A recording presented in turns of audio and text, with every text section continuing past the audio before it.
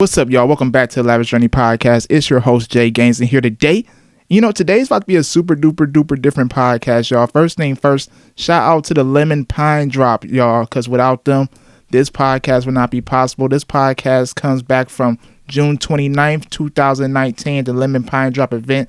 It was honestly my first live podcast ever, and I had the pleasure to honestly interview a lot of dope entrepreneurs, artists, creators, videographers, photographers, some of everything, y'all. So I hope you guys definitely enjoy this podcast because it's going to be very creative, very dope. And stay tuned, y'all. Peace and love as always.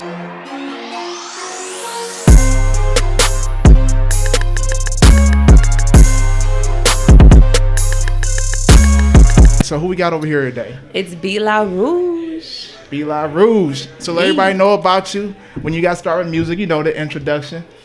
Yeah, so okay, I've been writing, and I feel like everybody be saying like, yeah, I've been writing since I was a kid. Like, no, legitimately, like I've been writing since I was 11, like after my dad passed away. Oh, that's real. So that was my best friend, that was my people's, and so I lost that. So I had nobody to really vent to.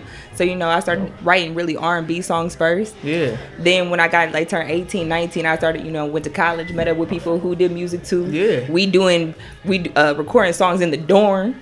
And we went from recording in the dorm. Then we started spitting. I started rapping. Yeah, what? Rapping turned into something. Sheesh. Turned into a mixtape. Right. And then the mixtape just. It is boom. What college you went to? I went to Central State. So that's for Central State. Central State. HBCU. Shout out Central State. For God for Central for State, but For sure. So when you started making music in your dorm, you knew right there and then, like, this is some shit I love. Yeah, especially when I was coming up with songs just like this, and it's like when you hear the beat and you just going for it, and it's just like, damn, it's just vibing, it's just got it. Like, man, right. I love. See, that's lit. That's one thing I love about music. Music to me is like art, honestly. It is, and that's why the term an artist, because we create. There you go. That's so dope. That's so dope. So where you see yourself, like, actually, no, let's reverse this. What's your goal for this summer? We're in June now, so what's your goal? Release this motherfucking album. That is my goal. You got an album coming. Yes, mind you, the last project I released was before my child was born, so that was 2012. So I've been on a solid break, but I have nothing but solid bangers that I'm ready to kick out, and everybody been waiting. I got solid features, I got solid bangers, and it's really family oriented. I ain't go to no major studio. Everything, all these songs, majority of the songs that's written on the project. No, I can't even say majority. All the songs that's written on the project and recorded on the project. Mm-hmm. Recorded in living rooms, recorded in bedrooms, everything, but it all sounds studio quality, and you can't even tell the difference. That's lit. So you plan on dropping that this summer? You said you got a title for it? Yes, it's called The 11th Hour. Okay, so what's the meaning behind the title a little bit? The 11th Hour. So every time I'm like, all right, y'all, I got to drop an album, I've been saying this probably for like every year on the year, like, oh, I'm about to drop the album. They're like, oh, all right, yeah. Yep. But I treat this project like it's like my last will and testament to the world. Like, this is the 11th hour. Like, I'm like, I have to give you everything I got in this last moment, because this is my last impression on you. But really, it's like, for me, it's like my last impression, but for some people, it's like their first impression. So I'm like, this is my 11th hour. This is like, all right, when it's all said and done, all this talking, all this time, all this backup, it's like, all right, boom, we got to deliver. This is what I got to deliver. So I fuck with it. Damn. And you were so passionate the way you just explained everything. Man, it's in my heart. You put your all into soul. This one. It's like you're full of passion, pretty much. It sounds like, honestly. It's my spirit, man. Run with it. So you doing any type of producing, anything on the side? Or? I don't do no producing. I just do a whole lot of songwriting. That's dope. R&B songwriter and then rapping songwriter. So if y'all need a ghostwriter, you can holler at me. I can do your songs. I can do your bars. You never know. You say, I want a Drake type flow. I'll give you that. You like, I want a Wu-Tang type flow. I'll give you that. Oh, shit. I'm like, shoot, you want smooth R&B, you want Beyonce, I'll give you that too. I'm like, whatever flow you want to go for, you let me know. I will write it up for you, and you can't even tell the difference if it's written or not. I fuck with it. Are you performing tonight? Of course. So what are you about to perform tonight? Let them know. Give them a little. So I can't let too much out the bag. Go forward. I can't let too much out the bag. But what I can say is, if you bring your bodies here. Mm-hmm. Because I'm wearing this cat suit, what's going? And so I'm bringing the M. You know, I got that little Cardi. You know, I'm feeling Ricardi like tonight. Hey, that's a good vibe. It's going. So I'm giving y'all bars, but at the same time I'm giving y'all R&B. And no, it's not all in the same song, because people are like, how you gonna give us lyrical bars, but you gonna give us R&B? Yeah. It's not in the same song. Oh, so you the best of both worlds? Yeah, exactly. That's real. Okay, exactly, and it's all coming on one project. So you're gonna get R&B and hard. You're gonna get your Wu-Tang hits. You're gonna get your bass bangers. You're gonna get your punchlines. You're gonna get your, oh, I'm in my feelings. Oh, you gonna get that, oh, I'm going to the club. Oh, I met Shorty at the club song. Hey. You got the song for the after the club. You got the song for the the late night creep. Yep. You know, I give you any situation you ever thought you had, I got a song for it. World fucking premiere. Hey, looking forward to it. Where can they find you on social media? Man, y'all can find me everywhere. So y'all, okay, on Instagram, it's b.larouge. On Twitter is B's La Rouge, because somebody took B La Rouge. So I'm like, they corny. Oh, they so corny. So I'm like, all right, well, y'all had to make me spell the whole thing out. So it's BEEZ LAROUGE. I'm on SoundCloud. I'm on Dat Piff. Y'all can see my old tracks. Y'all can see the old throwback. Hey, that's exactly. That's the good shit. That's exactly. Where it started. Y'all can see the Dat Piff for real mixtapes. I'm like, y'all. Oh, she just started doing this. Like, no, go look at my 2012 mixtape. For sure. And then that wasn't even the first. That was the second mixtape. So the first mixtape, that's kind of like blackmail. But I don't care. Y'all can go out there and go see it. I'm looking forward to it. Check my progress. And so, hey, it is what it is. I'm everywhere. Go ahead and Google me. For sure. That's not even being trying to be cocky. Like, for real, Google me. I don't know what y'all gonna find. No, that's being real. Shit, confident. I respect your grind. I can definitely tell this shit about to go. Thank you. And then you experienced so much throughout that gap that you took a break from that. Exactly. I had a child. Exactly. I had a child that was born. I went through motherhood. I went through heartbreak. I went through ups. I went through downs. I went through being flat broke. I went through being up. I went through. It's a lot. Yep. A lot. Yep. That's 7 years. Mm-hmm. 7 years time period. People they went in and out of jail. They've been, broke up, had 17 kids, whatever, made life-changing decisions and whatever. That's a lot of time, and that's a lot I have to provide on this one project alone.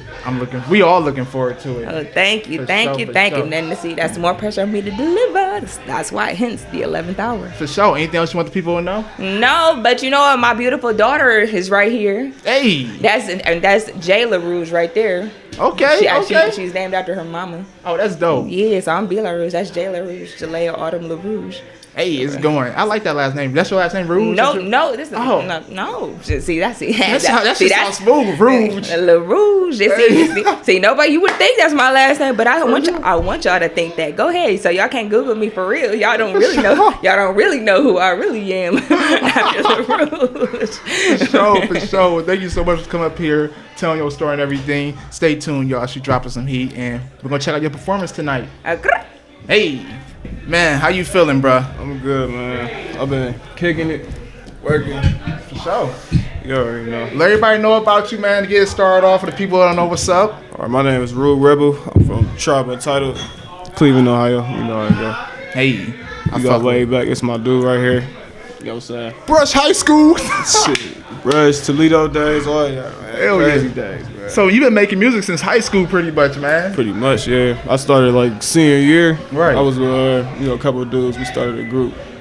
The people got switched out and everything. Yeah. Everything solid now. Right. So, we just looking to the future, pushing forward. Tidal wave coming crazy. It's coming soon. That hand hit crazy. Yeah. Damn. You want some here, bro? Yeah, you want here? I ain't got no cup or nothing. That's what everybody keeps saying. I don't got no cup. I just got my cup, bro. So everybody just. I guess you know what's up, man. You already know, man. Hit crazy though. Man, it's good to see you. It's actually good to see y'all perform. I saw Tribe Entitled perform the first time y'all back in February, man. Was that February? And the energy y'all brought, man. I don't see nobody with that. November. No. OTD. No, that was back in. It was for what's name's concerts. King's L. Oh, y'all had it, yeah. And the energy. That's my first time actually seeing y'all live. Shout out King's L. Hey, you here? Right the camera. He on tour right now. Yeah, he is. He just. I seen he went to DC. He hit Philly. He hit a couple. You know what I'm saying? A couple joints. Shout out King's L. They out there working for sure, man. Hey, I fuck with all y'all. Yeah. I love the networking too in Cleveland y'all doing, man. Yeah, definitely. We trying to keep everything together. I mean, you know, you got your shaky moments or whatever, but right. You just keep your mind right. You just keep pushing forward with it. And, that's real. Yeah, for real. Because, I mean, this all simple for real. It's real simple. It's just keep all distractions out the way. Like, you got to go. You know what you're trying to go for. Just go for that shit. That's real, man. That's Ain't real. Stopping that, but you, period, ever. Man, I tell myself this shit every day, man. Like every day I get up and grind, do vlogs, do this shit. You know what I mean? Yeah, I be seeing, man. Yeah. Man. People need to hear that message. You got an actual message. Man, sometimes I be feeling like I do. Sometimes I feel like I don't. But thank you for saying that, brother. That makes me feel like I do now. Yeah, man, always, bro. For sure, man. One of the most positive dudes ever, man. I remember when you pulled up for the interview with the Tribe Studios, set up the whole setup. Oh yeah, hey, that was one of my funnest interviews, bro. Yeah. It was a different environment, man. It was hella people. Everybody was lit, having a good time. Right, yeah, we was just kicking it. Best vibes. That's how we live, though. That's how we, you know what I'm saying. It's a whole community for real. It's not even just just our friends that we know. Like we all connected, like in a way.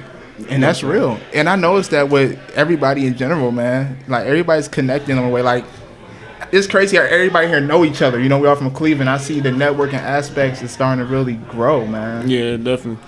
The love starting to get, you know what I'm saying? I mean, the energy around Cleveland, period, like with the sports, you know what I'm saying? Everything. Oh, yeah. Like, you know what? Yeah. It's picking up. So everybody's, and you know, all the events they got going on too, like the money they're about to bring into the city. Yep. That's real. Everybody's spirits look lifted up. So, I mean, he's going to try to ride this wave and try to keep it going. I believe that too. I feel like right now it's a huge wave of everything, man. With music, all everything, the arts. all the arts, man. Yeah. And I keep screaming to people, "Hey, if y'all don't take advantage of this wave, woo! These niggas are gonna miss it." Let them know, man. I mean, you can't just jump into it though. You gotta have something to offer, like to the community. Like you gotta, 100%. And it gotta be different. So you just gotta stand out. But I mean, it's definitely something to be a part of though. 100%. Like, whether you make music, paint, we got all type of people in here right now. Right, like, right. You know what I'm saying? That's real though. We just all celebrating like just unity, being together, just being able to create like whenever we want. Like this piece right here, this shit hard as fuck. That's dope, man. Yeah. 100% agree with you, man. And I also see like Tribe. I see everybody been dropping individuals. I fuck with that, man. Hell yeah. I don't want to give out too much, but shout out Zeus. Yep. You know what I'm saying? He just dropped World War Zeus 2. Go check that out. Yep. Definitely need to get that a listen. I feel like it's a top 5 album in Cleveland, period. I fuck with it, all man. together, yeah. I fuck with y'all energy, man. Check them out, Tribe Untitled, man. Tribe. Let them know. Oh, yeah, what's your Instagram, bro? Let me know your Instagram. Well, Tribe Instagram is TRIB Untitled XX. And then that's it. For sure. You'll find everybody else in the bio. I'm gonna have yours on here too. I got a question for you, bro. What's up? Would you rather look like a potato or feel like a potato? Potato? Yeah. Damn. I don't know. I don't want to be obese, so I'd rather not look like a potato. You rather not look like one? I'd rather not look like one. I mean, I don't want to be lazy either, but I'd rather feel like a potato than look That's like why one. I said too. Yeah. And people looking at me like, nigga, you tripping, man. I'm like, nah. Like a potato, you just feel like a potato don't feel that bad when you put water on it. This is a fried question, man. Hey. What was the one question you asked, the last one, nobody want to answer and shit? Well, I don't know, man. I be got some bangers. The bangers, though. That shit was funny as fuck. Well, I appreciate you having me on here. Hell yeah, bro. I'm a photographer for the night, so. Oh, yeah, you do photography now, yeah. man. So I'm yeah. For sure, do that thing, man. What's good with y'all? What's good, bro? What's up, man? Who we got on the mic today? Who we got on the mic right now? Shit, we're Indo Tribe. I'm Rakim. I'm G Shay. Okay. So how many? It was more of y'all that came in. Yeah, so how many is there, y'all? Shit, that's Indo Tribe. That's like our thing. Okay. But Demi Gang, that's like a group we made. So that was Smokey and my nigga Dale. Okay. And, we probably got like what, 3, 4? Yeah, we got like three maybe 4 more. Oh, for real? Artists, yeah. Hey, that's It's good, gang, man. it's I see gang. what y'all doing. Hell yeah. Y'all creating like a fucking dynasty, man. Yeah. That's what we Hey. on though. That's really what we on though. Like, Bro. okay. Bro, that's what it's all about right now. I keep trying to tell people, man, this is the time now to do Yeah. that shit, man. It's very Right. impossible. Oh, shit, let's rewind back a little bit. Let everybody know who y'all are individually. Oh, shit. Name, wherever, everything. Drop it. Like actual name and shit. You talk know, artist name, your my artist bad. name, yeah. Shit. Rakim though. Wait, my bad. What you say? I feel the same way, bro. No, so let everybody know about what you like. Your name, your artist name, what you do, how long you been doing this for, where you from. Okay. You know, just the biography. Yeah. You feel me? Rakim, from Cleveland, Shaker, for real. You know what I'm saying? Shit, I've been doing this. I probably started freestyle like when I was 16. Started writing around then. Started taking it seriously when I met this nigga, and that was like a year ago. And we just been making hella songs and just been going strong ever since. I respect that. Yeah, definitely. My name G Shay, like I said before. Follow me, God's_messenger. Oh shit. Zen Mastery. Yeah. Oh yeah, drop the IGs. Hey, fuck it. I'm fried. Fuck it. Hey, I feel the same way, man. So what y'all performing tonight, bro? Oh, we performing? I thought we just sent the song. They said y'all performing. Oh, it's going. I don't know. Hey, no, around town. If we is, I'm just sorry we ain't got Monty. That's another member of Demi Gang. She featured on the song. She killed the chorus. Shout out to her. Follow her. What's her Instagram name? I can't even remember it right now. Von Ali. Ali. Yeah, yep. Y'all lit off this Hennessy right now or something? The weed, I tapped the Remy, the Pat Ron, bro. I'm lit, man. We is lit though. But shit, we having fun, man. I fuck with the vibe. Everybody here cool. Yeah. That's what we be on with music. Like, we ain't doing music to like talk shit, lie or anything. We keep it 100. We trying to like really spread truth, like really show people awareness. Like, you gotta really be aware of yourself, and like for you to really. You gotta change yourself if you want to change the world, and that's what we've been working on now. You know what I'm saying? So, because we really trying to change the world. Y'all are, man. Y'all are. And so, what's y'all plan like this summer? Actually, y'all got any plans this summer? Yeah. No. Actually, we probably gonna be performing at the I think it's called the Woodmere Fest. Mm-hmm. I'm not sure what songs we gonna do yet, but we gonna have like 30 minutes. You know what I'm saying? So yeah, y'all should definitely slide to that if y'all trying to. Damn, I forgot my train of thought is gone. My bad. Y'all got shit going on. Sound like, man. You probably got so much going on. It's like shit. Oh shit. All right, I remember shit. We dropping a mixtape called Endo Verdict in probably like the fall. It's a play on words with introverted. Yeah. Oh shit. Hell yeah. We big introverts, bro. Introverts. But when I get drunk though, I'm on. So y'all introverts? Oh yeah. Most definitely. Okay, that's why I feel the chill vibe. I'm the same way. I'm like intro / I peeped you. Yeah. Okay. Oh, good. I made you feel better now. Shit. I fuck with it. All right. So y'all name though. When do y'all? How do y'all form y'all name, man? Bro, on some real nigga shit. We was chilling. This was like the first day we linked and smoked, bro. We was just smoking, chilling. We was just thinking when we said like, oh yeah, no, my bad. Look, we was smoking, chilling.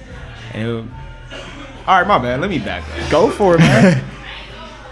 Me and this nigga and my cousin was smoking, and my cousin rap too. Shout out to my nigga, his Instagram, Mr. Perspective, my nigga, Jaren, nigga Alice. We was smoking with him and shit. And this is the first time I heard this nigga rap. It was a banger he made. I'm like, oh, this nigga raw. So I'm like, all right, I got to link with this nigga. So next day we smoked and shit. We was just cool, and I'm like, bro, you trying to do this music shit, bro? He was like, nigga, hell yeah. And I'm like, all right, bet. For real. Just did that shit. And the name, bro, we was just sitting there thinking, bro, and I was like, Endo Tribe. It was like after like hella. That's a different name too. Crazy different names. Right. And then that just came, and then we both looked at each other like, yeah, that's it right there. You know, oh, y'all smoking up, y'all awesome. Our other Demi Gang members smoking on that wood. And my nigga Smokey just handed me the, you know what I'm saying? My nigga Dale right here. Y'all gonna see them niggas in a minute. Hey, get fried up. Well, last but not least, man. Damn, I was about to say shit. I feel you. I'm on that shit. I'm good, bro. All right. Shit. I was about to say, damn, I forgot. What's y'all Instagrams? Shit. Oh yeah, my bad. At Endo Tribe _ I'm Zem at Zemester Rod, and then at God's_messenger. Okay, but y'all might get down on Instagrams. Hey, I got a fried question for y'all, man. Would you rather look like a potato or feel like a potato?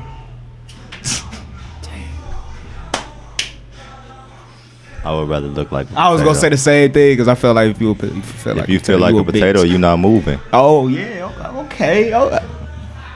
So you be thinking deep on shit. I didn't think about that. You feel me? That's true, man. Well, thank y'all for coming through today on the Lavish Journey podcast show. Appreciate y'all. I'm about to follow y'all on Instagram though, man. We gotta link up, bro. Hey, I do hella these podcasts and hella other media, man. this shit raw. Man, welcome to the Lavish Journey podcast, man. The greatest podcast out here in Cleveland, Ohio, man. So look, let's get straight to it, y'all.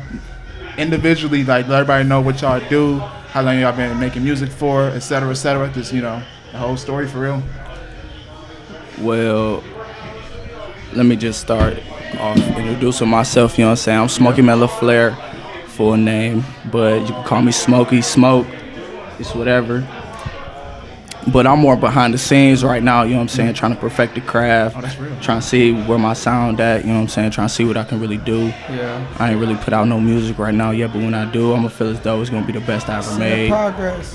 The best I ever, you know what I'm saying, put my all into it, you feel me? That's real. But it's like right now, as y'all seen my two peoples, you know what I'm saying, before us was G Shay and my nigga Ryan, you know what I'm saying? We out here trying to get this demi gang shit going. My nigga Deli right here to the right of me. You know what I'm saying? That's Delta real. You know what I'm saying? Keep shit simple. That's real. But yeah, as he was saying, them two out there, they been grinding. You know what I'm saying? Me solo. You know what I'm saying? I've been doing my own thing. That's real. You know what I'm saying? But I dropped the EP out on SoundCloud. Got an album coming out. You know what I'm saying? Better speak to the mic a little bit more. Yeah. Oh yeah, for sure. Yeah, I had dropped the EP on SoundCloud. Okay, you know what I'm bet. saying? SoundCloud name is basically DL2 Real. Oh, for real? Oh, yeah. Okay. So, Yeah. do y'all all make individually records? Because he was telling me, like, everybody's, like, in a group. So, can you break this down for me a little bit better? Okay. Yeah. Take it away. All right. So basically, you know what I'm saying, how it all started originally was the two you had before us. They came up with the idea of saying Demi Gang, you know what I'm saying, we gonna name that Demi Gang. Okay. Because of universal aspect, spiritual aspect, you know what I'm saying? And it's not really a lot of people out there who really on that type shit, you know what I'm saying? For real. Who really trying to tell people or the world what it really is, universal, spiritually, you know what I'm saying, internal, all that shit. Y'all that I feel it. I feel it, man. Because people I'm don't on want the to. same wave. People don't want to open their ears to that though. No, seriously. Like in Cleveland, they don't want to. Like they rather hear some, you know what I'm saying, hardcore. But not saying there's nothing wrong. Let me say this, Dale. Go ahead, bro. Go ahead. People in Cleveland don't want to listen or hear the real. I wonder why is that though. I peeped that too, man. Because it's like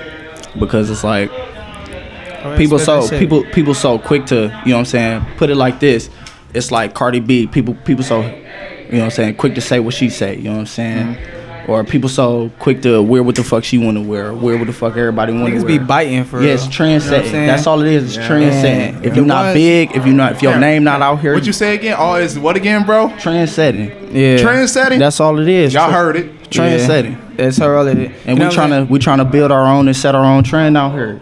You feel me? Y'all not even And it's trying. gonna Y'all catch doing on. it. Yeah. It's gonna catch on. Y'all It's gonna doing catch it. on. Cause to be honest, a lot of people sleep. For real. And the ones that know. Right. You know what I'm saying? But you gotta get that collective. You gotta get that global domination. You feel me? I told you, like I told them, man, like building a dynasty, saying that's what y'all doing, Yeah. and that's what we need to do, man. Definitely in the black market, and when it comes to artists and creators, period. When it comes to the black market, we are lacking. Y'all lacking? No, I'm saying us, our people. Oh, are I lacking. was like, okay, I got you. Because like I mean, the people that What else lacking? What else is lacking in the land right now? Is love.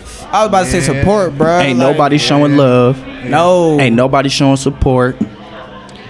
It's only motherfuckers like, if we ain't grow up type shit, I don't fuck with you. It can't even be like that.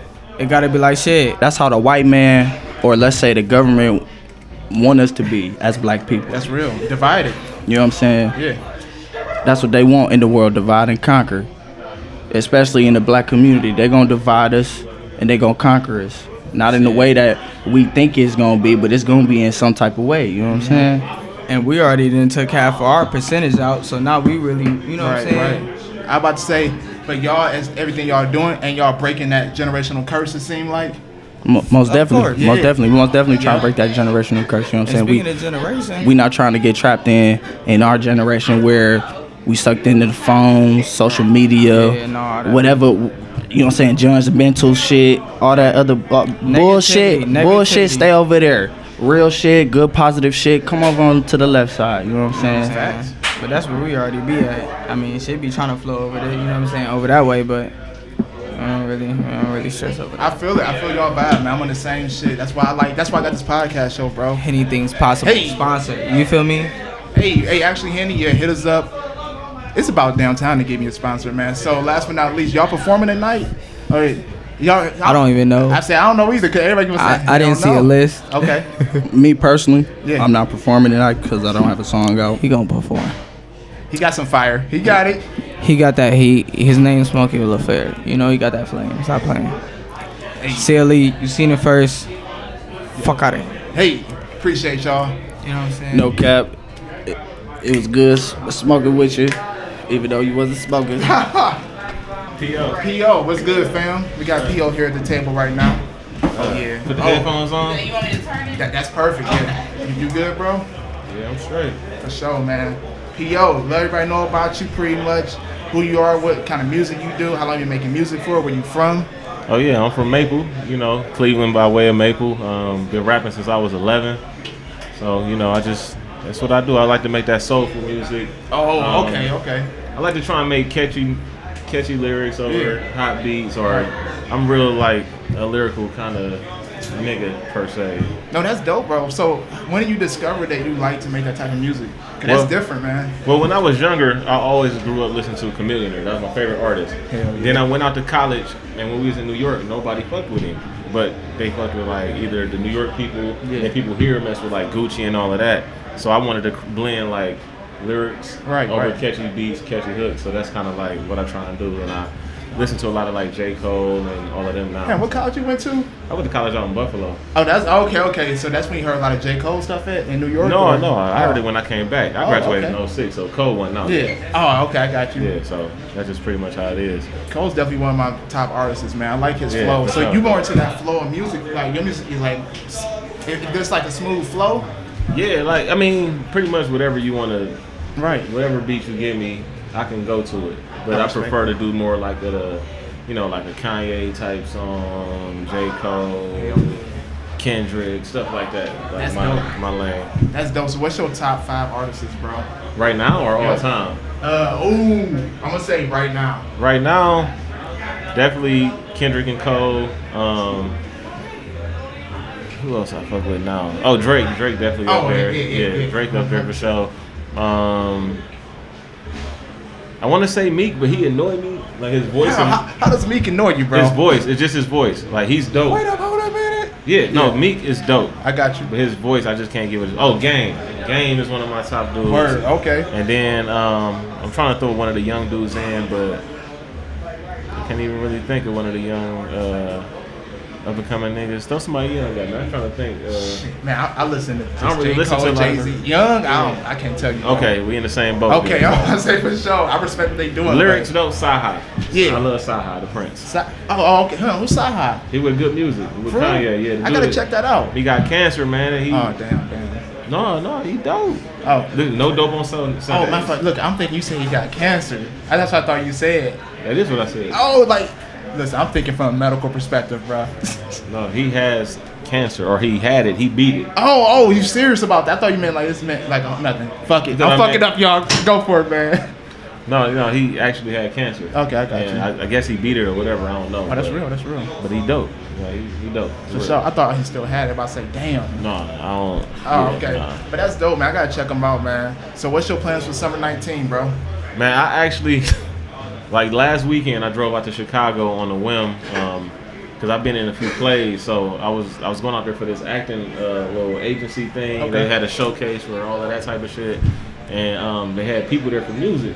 So I was like, do y'all deal with rappers and all of that? And they was like, yeah, we mess with rappers. So I dropped out of the acting thing last minute, and I just went up on stage and rapped a cappella, and I won a scholarship. I was the only person out of 1,000 people to win this scholarship, and it's a Dare to Dream scholarship. So I get to get a track produced, record with an industry engineer, and I got to go out to Michigan and do that. So shit! So it was real random. That's but dope. Yeah. I've been doing this for a long time, so I'm just blessed that happened for me.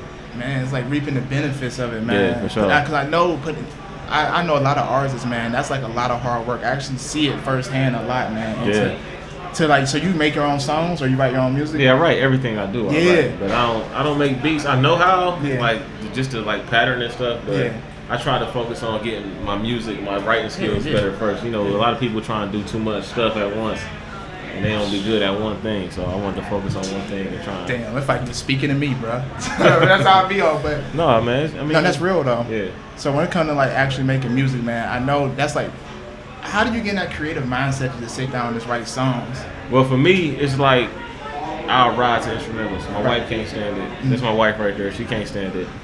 I just ride to beats. Cause that's when I get the creative process. Or I just like first thing in the morning I gotta listen to some beats. Then the only times I can really like think of it, I don't like to sit down and force a song. Sometimes I'll sit down and write, it depends on what I'm going through or the mood I'm in. But most of the time I just write when I gotta have some type of motivation or inspiration to do it. So you say early morning is your most creative time? Yeah, I don't know what it is. It's like, I guess at like 6 a.m. when you get up, that's when your thoughts the freshest. That's true. 6 to 9 for me, man. Yeah, that's what I'm saying. So when I get up at that time, that's usually when I would write. Or I would write in the middle of the night when her and the baby sleep. You know, they give me some time. For sure. Family, man? Yeah. Just got married in October. Oh, congrats. Yeah, appreciate it. That's real. Yeah, got a little boy, he too. So yeah, I respect that, man. It's good to see Black love out here. Yeah, for doing sure. it, man. Yeah, I try to in my music. I try to just keep everything me. I don't talk about killing niggas. I don't do that stuff. Right. I don't talk about stuff I don't do or I haven't experienced. That's what you would get from me. You would get authentic music that is. It might be exaggerated, but it's an exaggerated truth of what I either been through, witnessed, or I do. Those life experiences, man, and that's music I connect with the most. Honestly, that's why I'm not really hip to none of this new music because I don't hear a story. Yeah, exactly. I don't understand it. Like I get it. I mean, yeah, I feel it. I respect it, but I can't. Like that's why I couldn't name one of the artists because I just can't. I can't relate to it. I can't just ride to it. For sure. Yeah. But stay authentic to it. Well, you've been doing this for quite some time, so shit. Yeah, I was a kid. Yeah, and now, man. So, where can they find your music at, bro? Oh, man, follow me about that. Instagram, PO_Ohio_CEO. Just hit the link. I got my SoundCloud and everything on there. My project, 44137, represent my neighborhood, Maple Heights. It'll be out in about a month or two. That's what I've been working on primarily. So I just gotta clean some songs up, and then it'll be done. So. For sure. Well, thank you for coming through today, man. I appreciate it, brother. All love, man. My name Tripp from Cleveland, Ohio. For sure. Man, I just joined, the wrong group and shit, In fact, I told you more to the mic so I can hear. Yeah. Oh, you got your headphones on. That's why.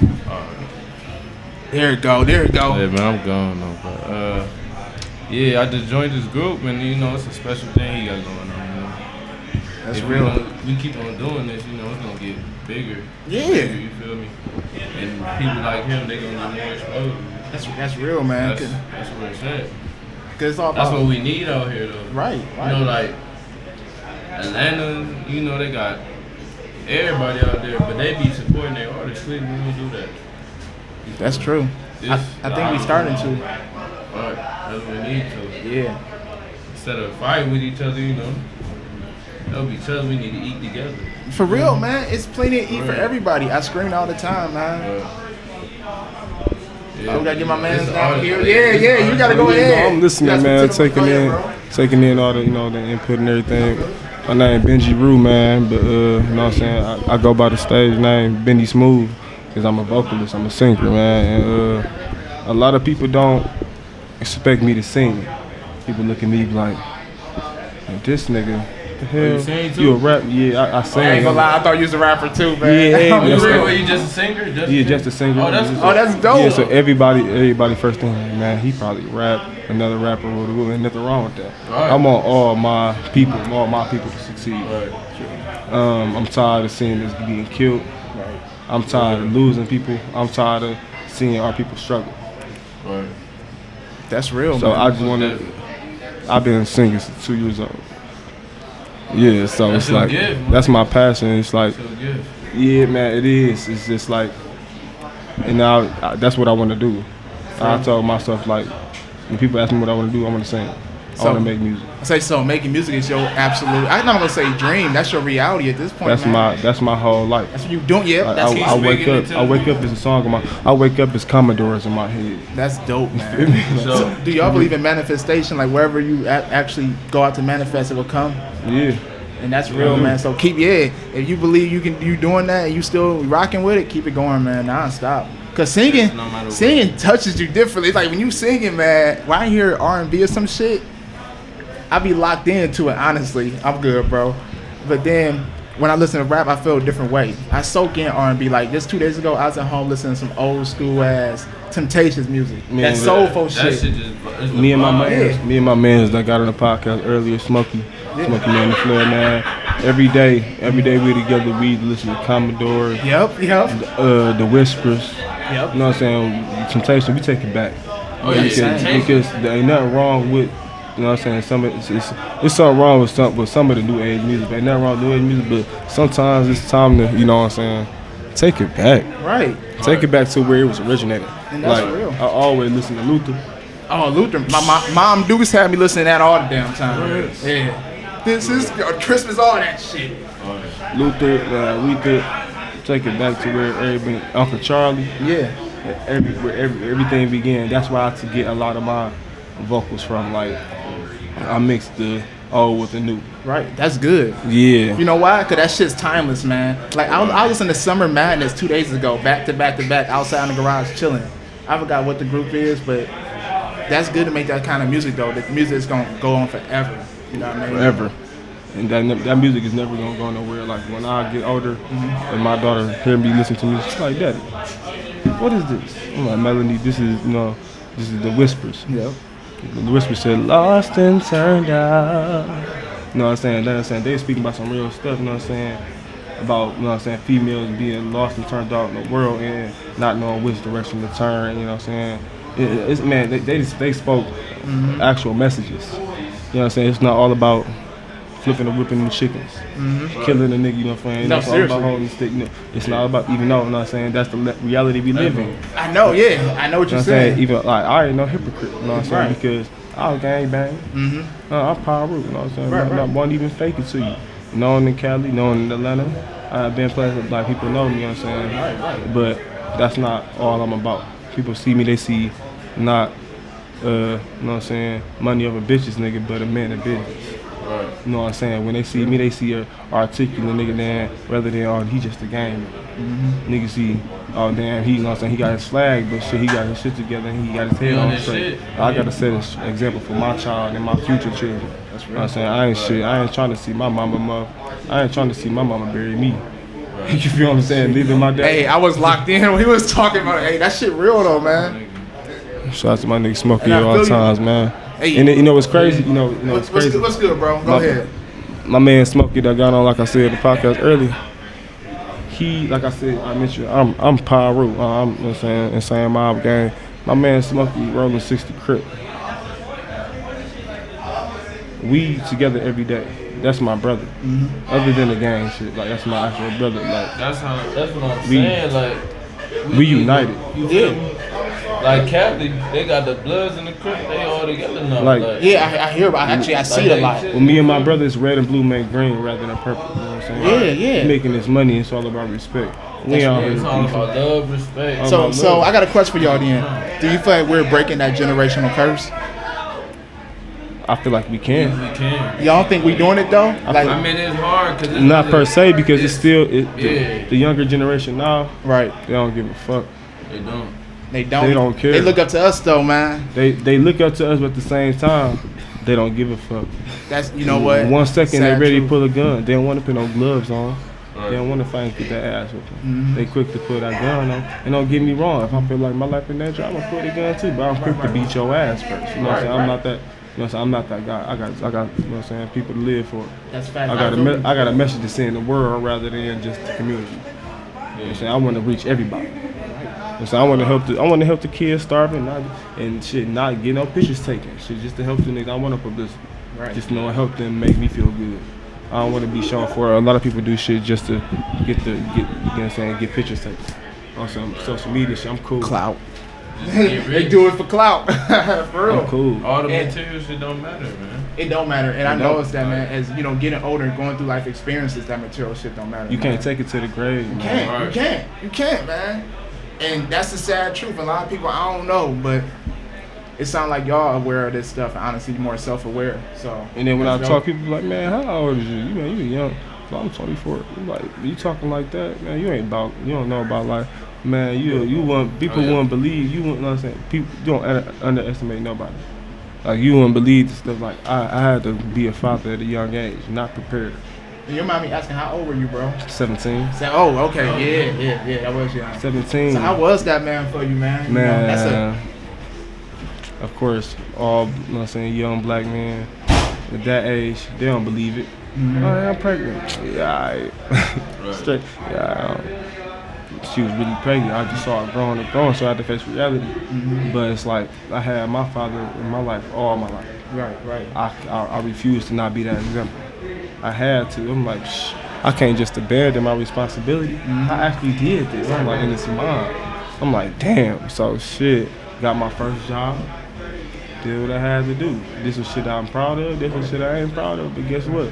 My little girl called me FaceTime me every day. Hey, I Daddy, respect that. Daddy, what you doing? Got to get her hair done when she need it. Like that's my whole heart, and that's who I represent. You know what I'm saying? When I sing, I want her to go to school, but like, we listen to my daddy song today. Everybody be like, oh, that's his son. That's his daughter. Right. Shit like, and my future kids too.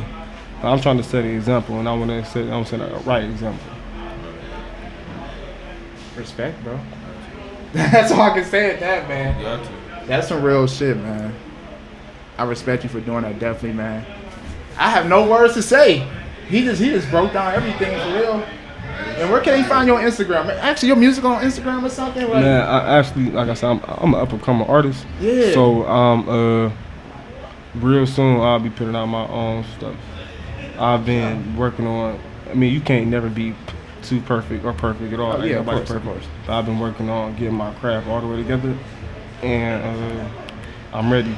So, sure. and it's like I had the biggest sign the other day. I'm in my mom's house doing my thing. I'm singing this bullshit. Right. She called me. She was like, yeah, you need to stop playing to do something with your voice. Like, this my mom. She ain't never said that. Mm-hmm. Never, you know what I'm saying? She know I can sing, but she ain't never said that.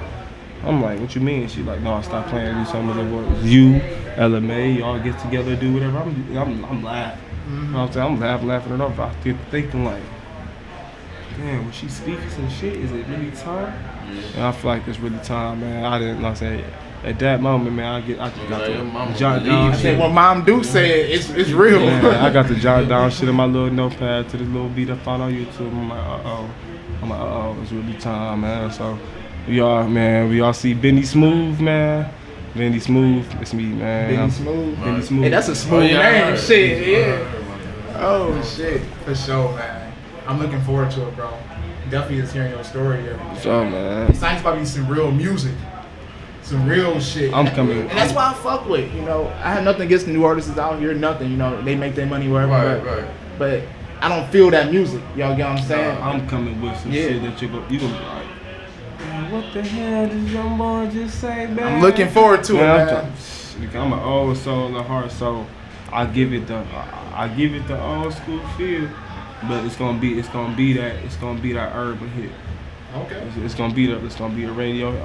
I'm you know what I'm saying, and I'm not done finding my you know what I'm saying, finding my edge, because I don't wanna. My thing is I don't wanna be like everybody else. When people hear me saying, oh, I love Chris Brown, this and that. I wanna be me. Yeah. I wanna find my own little flavor. Ain't nothing wrong with, you know what I'm saying, going in on a track with one of them, this and that, because I got flavor from all types of artists. Like I can hit you with some Luther, I can hit you with some Teddy.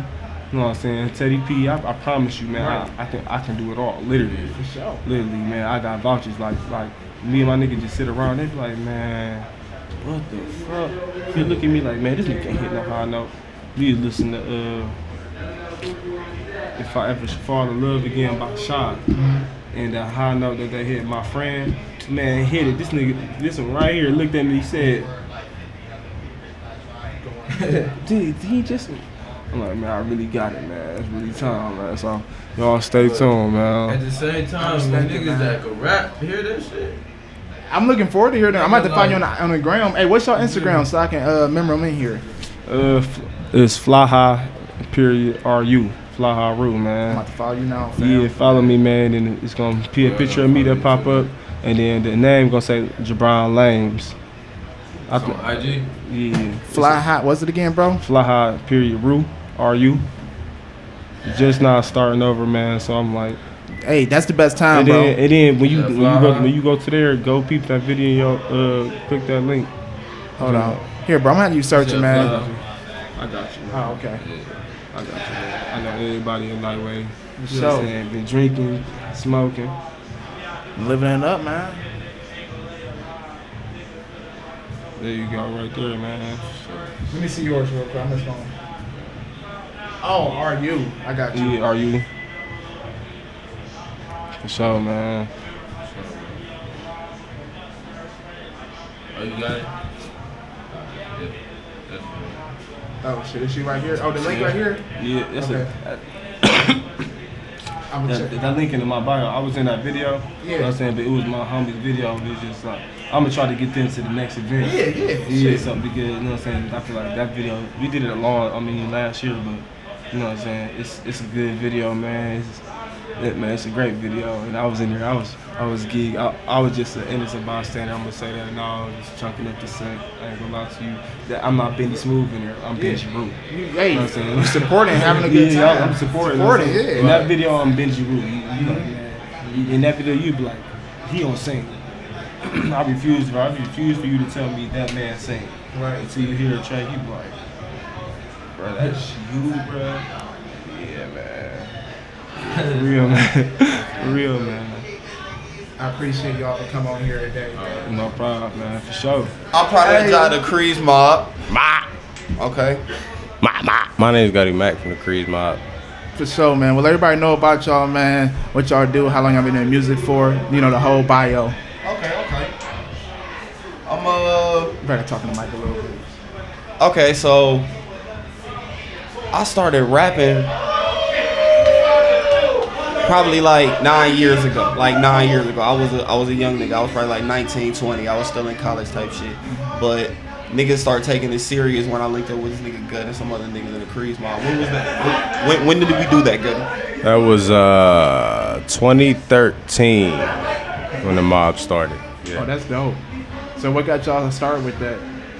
Well, I've been rapping since I don't even remember. I've been rapping for a long time, honestly. So, and then I had a situation and it was a bad situation. So I knew of a lot of people in the mob, and I decided to just, take their talents and see what what was going on. Right.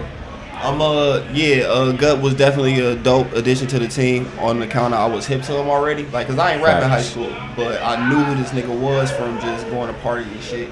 So I was like, you know what, if this nigga's fucking with, my whole crew, then we gotta drop some shit, blah, blah, blah. And we dropped some shit, it was instant fire. And everything we made after that was pretty much flame. Like, you know what I'm saying? So it was like, why not continue? The first mob song is legendary. Fucking legendary, for real. Legendary as fuck. Word. What's the name of the first song? The superhero music. Yeah. The superhero music. It's called superhero music. Y'all know I'm about to ask, what made y'all just name it that? The way the beat sound, it was just so crazy. It sounded like some superheroes be on. But shout out to Circle Side, because Von Swag and Black Superfly was on that bitch. Okay. And they went crazy too. But, you know what I'm saying? Gut was on that. Blanc was on that. Was Low? Low and Coolin'. Low and Cooler was on that bitch. Yeah. Damn, so y'all got a whole crew. Yeah, superhero. It was almost like the Avengers had hopped on the track, or like X-Men hopped on the track, because everybody had a different style. It's a legendary fucking song for me. Actually, Crease Mob, fun fact, that was actually a couple months before Airjack started rapping, so. Free Airjack. Free Airjack. That's dope. Y'all got producers too? Yes, shout out Black Ferris. Yeah. Free Black Ferris. Black Ferris is the in-gang producer. Right. But the in-crew producers, we got a few of them, you know what I'm saying? Shout out my nigga Skunk. Shout out Ashmo, of course. Big Ashmo. What up, Rockstar? Everybody know Rockstar. Shout out 50. You know what I'm saying? G Money down in Atlanta. We got a lot of producers that's been fucking with us for a long time, and every little once in a while they just send us a whole package, just a couple of beats or something. You know what I'm saying? So, shout out to the homies. Fuck with it. What's y'all plans for this summer, 2019, man? Summer is basically season for the mob, so you already know we starting off July 3rd. Me and Pryor gonna be at Republic's July 18th. I'm opening for Devin the Dude. I'm gonna say that one more time. July 18th, I'm opening for Devin the Dude. Anybody that pulls up to the Lemon Pine Drop, make sure please find Gutty Mac. I do have tickets on deck. Say this one more time. Say that one more time. I'm opening for Devin the Dude on July 18th. It's going. If you pull up to the Lemon Pine Drop, make sure I do have tickets on deck, so please come find me. Shout out Lemon Pine Drop. Shout out Lemon Pine Drop. Shout out Castle. Shout out the whole Lemon Pine Drop team. Thank you for having us. That's real. So where can they find y'all at, man? Social media, anything? I'm at Chief Jahu on Instagram, and I'm Chief Jahu on Twitter. But yeah, just look up Pride of the Jaw on anything. Google me, and some stuff will pop up. You know what I'm saying? YouTube, live mixtape, all that type of stuff. You can find me on Instagram, Lil Applesauce MXB 2 underscores. Hell, Little Applesauce. Lil Applesauce MXB. That's different. That's so. Two underscores. You can find me on Twitter, Gutty Mac, Gutty_Mac on Twitter. For sure, man. I appreciate y'all for coming through, man. You already know. All right, good luck. Thank you for having us. Yeah. Ladies and gentlemen, I'm just playing. Like, what the fuck? Ladies and gentlemen, what's good, y'all? We coming live right now, man. Lavish Journey podcast, greatest podcast in Cleveland, Ohio. We got my brother. Hey, my friend, I'm gonna let him introduce himself, man. Let them know who you are. Let them know about you, etc., etc. Hello, Cleveland. My name is Tay Edwards, engineer and producer. Born and raised in Cleveland. Well, hey, you an engineer and producer. Oh, man, that sounds massive. So you know how to do, you don't know big ass boards when you go inside the studio? You know how to do all that? Yes. That's dope. How long ago you got started on that? I got started on it when I was in high school. I was real young, and I tried rapping. I heard the sound of my voice, and I'm like, nah, ain't nobody paying no money to listen to that. But yeah, then I just kind of fell into engineering and producing. It just kind of happened for me. I always did it as a hobby. Right. That's what always starts off too with stuff, man. Like, I'm just doing this as a hobby for fun. Before you know it, you in the industry low key, and you in the business of it out of nowhere. Yeah. That's dope because I respect producers. Like I was telling the last person, I brought, you know what the machine is? Yes. I brought that. I was in Guitar Center, right? So the employee, he's like, yeah, you want to make beats? This would be good for you to get. He was making these fire beats. It looked easy. Yes. He was like, it only cost $5.99. I was like, cool. I brought that shit. Went home for 2 weeks. Gave up on it. And I was like, I respect producers. Ironically, I actually did the same thing. Okay. I had brought Machine when it had first came out. I think it was like brand new, and I had brought it for Windows. At the time I was working on a PC. And I don't know, it was just real glitchy. Now, I don't know anything about the software, but for me, my experience, it was glitchy. So I took it back. Then they changed. I actually got Fruity Loops. I think it was 9. Oh, yeah. 9 or 10. Yep. And I picked it up easily. I just ran with it. It just came natural to me. See, that's good, man. That's good. So what's your plans like, such as the future when it comes to all this, bro? Now I'm production. I'm doing a lot of production work. I work with, shout out to my homie Homer Peasy, my homie Kick Bass, who's a part of the Lemon Pine Drop. You know, he the one that got me up in here. I actually worked with him real closely on his project, Suspended Animation. I did all the recording and mixing for that. For real? Yeah. So you be doing whole projects pretty much. Yeah. That was my first whole project, and that was like collectively, like me and him had worked together on it, and it was just, I don't know, like the day I met him through my homie Prophet. Shout out to Prophet. I met him through him, and me and Prophet had went to school together. But it was just, instant chemistry. All three of us had instant chemistry from the time we started working together. So. Yeah, I work heavily on all of their projects. So how long does it take to make like a project, man? God, that door is scaring the shit out of me. Yeah. It depends. It depends on the artist. You have some artists that come in and they're very true to their craft. Right. They know their material. And me as an engineer, that makes it a lot easier because they're able to come in and do it in 1 or 2 takes, like Kick Bass. Like the first song we did together was Tax Refund. And when we did Tax Refund, it just came out like perfect, like on the first 2 takes. Like it didn't take much at all. Right. And that allowed me more time to really mix his project. So It depends on the artist. You know, it really does. You know, and I try to take my time on things because, you know, a lot of artists, I listen to a lot of artists' feedback, and a lot of artists don't like when an engineer rushes them, you know what I mean, or they rush their project, like they don't take the time to actually mix it. And the way how I operate is that I take time on my projects, not, you know, too long to where they be delayed, but, you know, like I really take my time to really make sure that I'm trying to get them a quality product. Yeah, 100%. Yeah, I fuck with that, bro. And you're right. When I think about it, it's up to the artist when it comes to that, because you going day flow, you know what I mean? So damn. So when it comes to collaborating with artists, how do y'all go about that? Usually, at least in the, you know, from my recording experience, usually the artists is like when they are collaborating, like they already had that chemistry. Right. So when they come into the studio, it's like, you know, they're not really spending much time on trying to, you know, find the chemistry. Because a lot of times, you know, they on the budget, you know, they on the clock, so they want to come in and try to record as quickly as possible. So that's why it pays to, you know, just be, you know, as an artist. I like to see that a lot in the artists is when they're like, they already know their material. Like they come to the studio prepared, like that preparedness, like it makes it, you know, it makes it easier on me. Shout out to the homie Kickbase for walking in too, man. I was just telling him about how from day one, how we had that, you know, instant chemistry, how that allowed us to do suspended animation so damn good, like for real. That's dope, man. I respect all that, bro, because I know a producer is a lot more than a lot of people think it is. I met a lot of producers that's official, like how you are, man.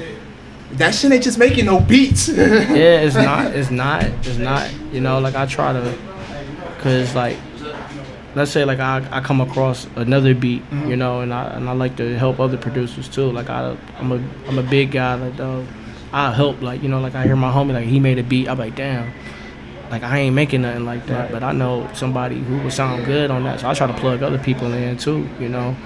That's the type of producer engineer I am, you know. That's real. Because I know like everybody got so many different styles and sounds, you know. Is there a style like you just honestly don't fuck with for real?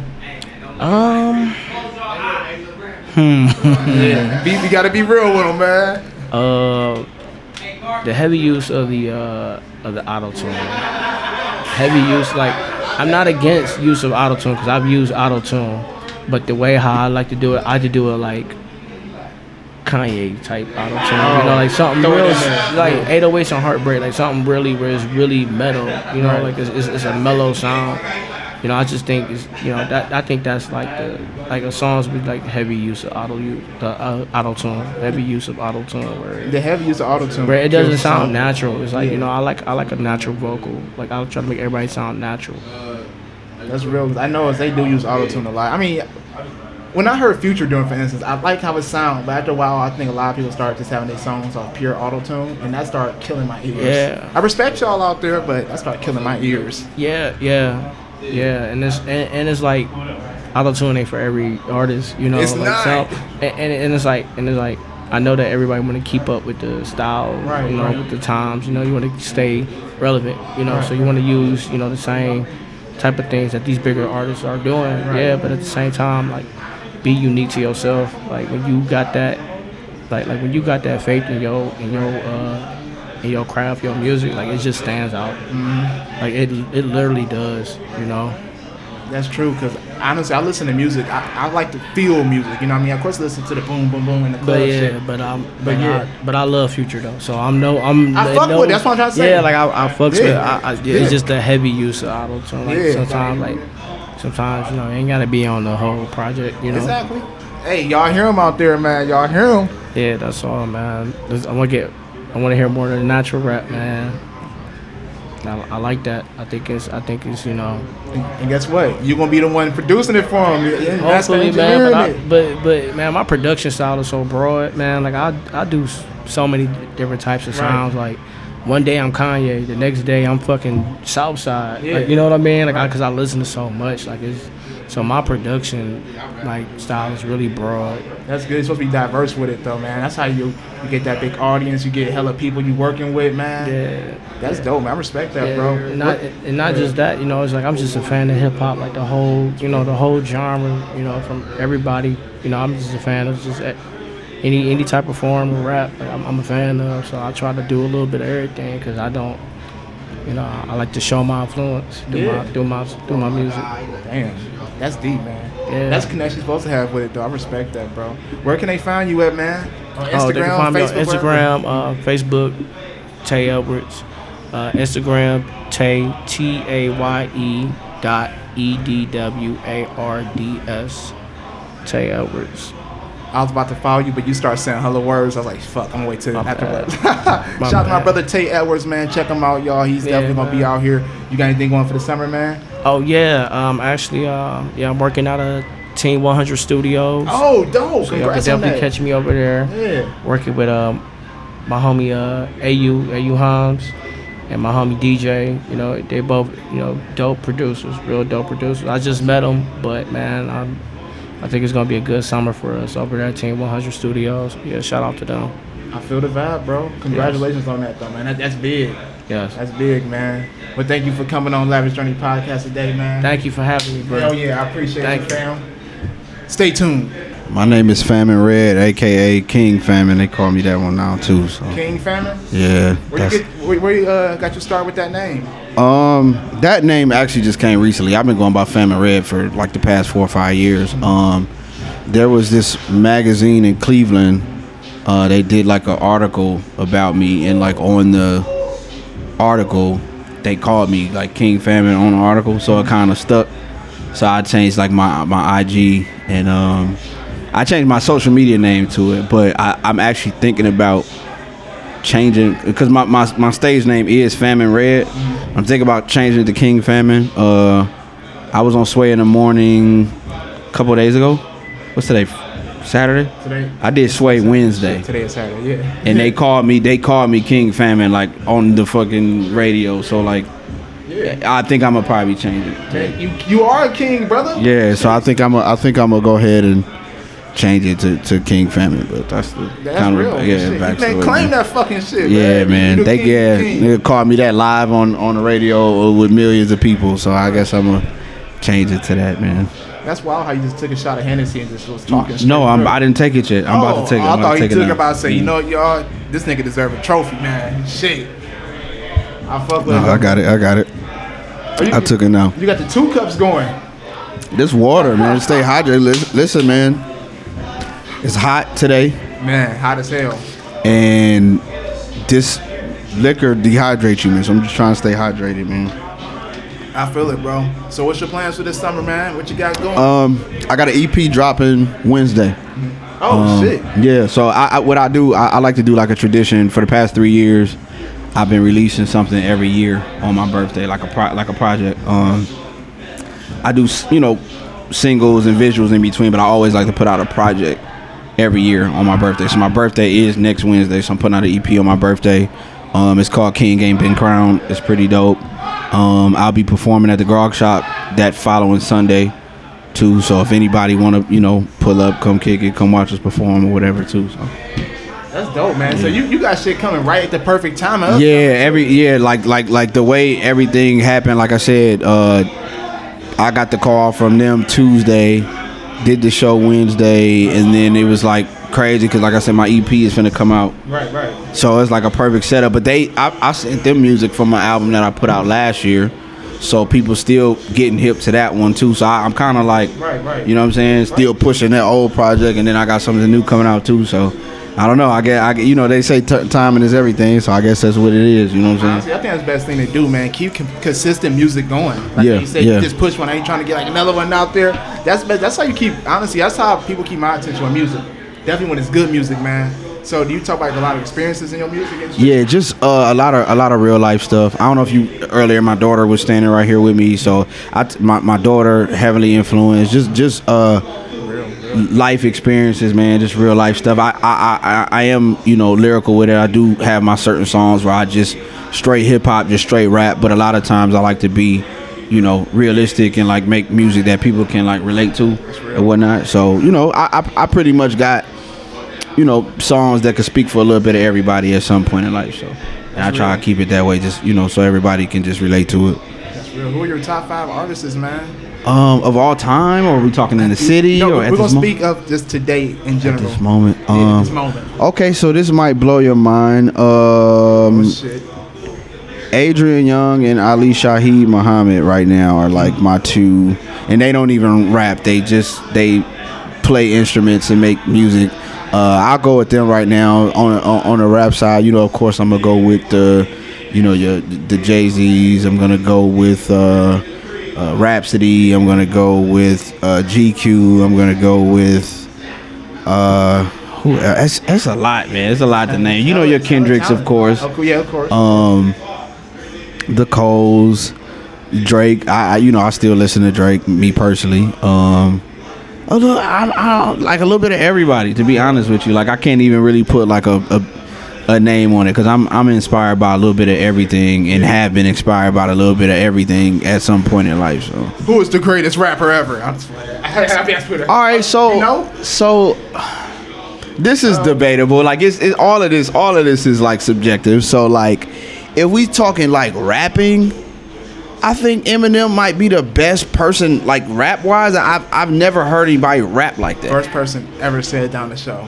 Like first person ever say that. For like I said, it's debatable. But if we're talking rhyming words, not necessarily content, but if we just talking rhyming words and like the art of rapping, he's one of the best people I've ever heard. I've never heard it, like certain things he say or the way he draw out his punchlines, or I've never heard nobody's doing that, bro. So between him and Kendrick, you think he beating Kendrick all the time? Well, Kendrick's still developing though. The only person that I think or I might have ever heard come close to, I actually heard him like body Eminem on a record before, was Royce. Royce? Yeah. I gotta get hip to these people. Who is Royce? Royce the 5'9"? Man, I'm not into music at all like that. Him and Eminem are best friends. Like they got an album out together and everything. Like, man, I'm looking this up, man. So they put out a project. This came out like 2011. Bad Meets Evil, and it's them two over the whole thing. Like, but I heard them give Eminem some competition on the joint. Word. Yeah. So maybe Royce. That's probably about the only person. And I think Joyner is dope too. Yeah, Joyner's really dope too. You know, I fuck with him. I ain't gonna lie, I listen to his whole projects, but I do fuck with what I hear. Yeah, I mean, like I said, it's all a matter of opinion at the end of the day. But no, that's real. If we talking rap though, I'm gonna go with them too. Okay. I'm going with Royce and Eminem. For sure, you just changed the game up with that one, man. I mean, like I said, it's all subjective. So and whenever this come out, we'll see whoever going like listen to it. Yeah, we'll see, whoever going to debate about it. But I will go with them too. Run with it then. Who do you think the best rapper like? Out here right now? No, not here, but I mean like in the like as a whole. Who? Cole. He said J. Cole. Okay. Who you J? Rapper, like if we just talking like I'm talking like rapping, like rhyming words. Like I ain't talking content wise. Like if we talking content, I'm gonna pick J. Cole over Eminem. But if we talking lyrics and I'm going Eminem. Eminem.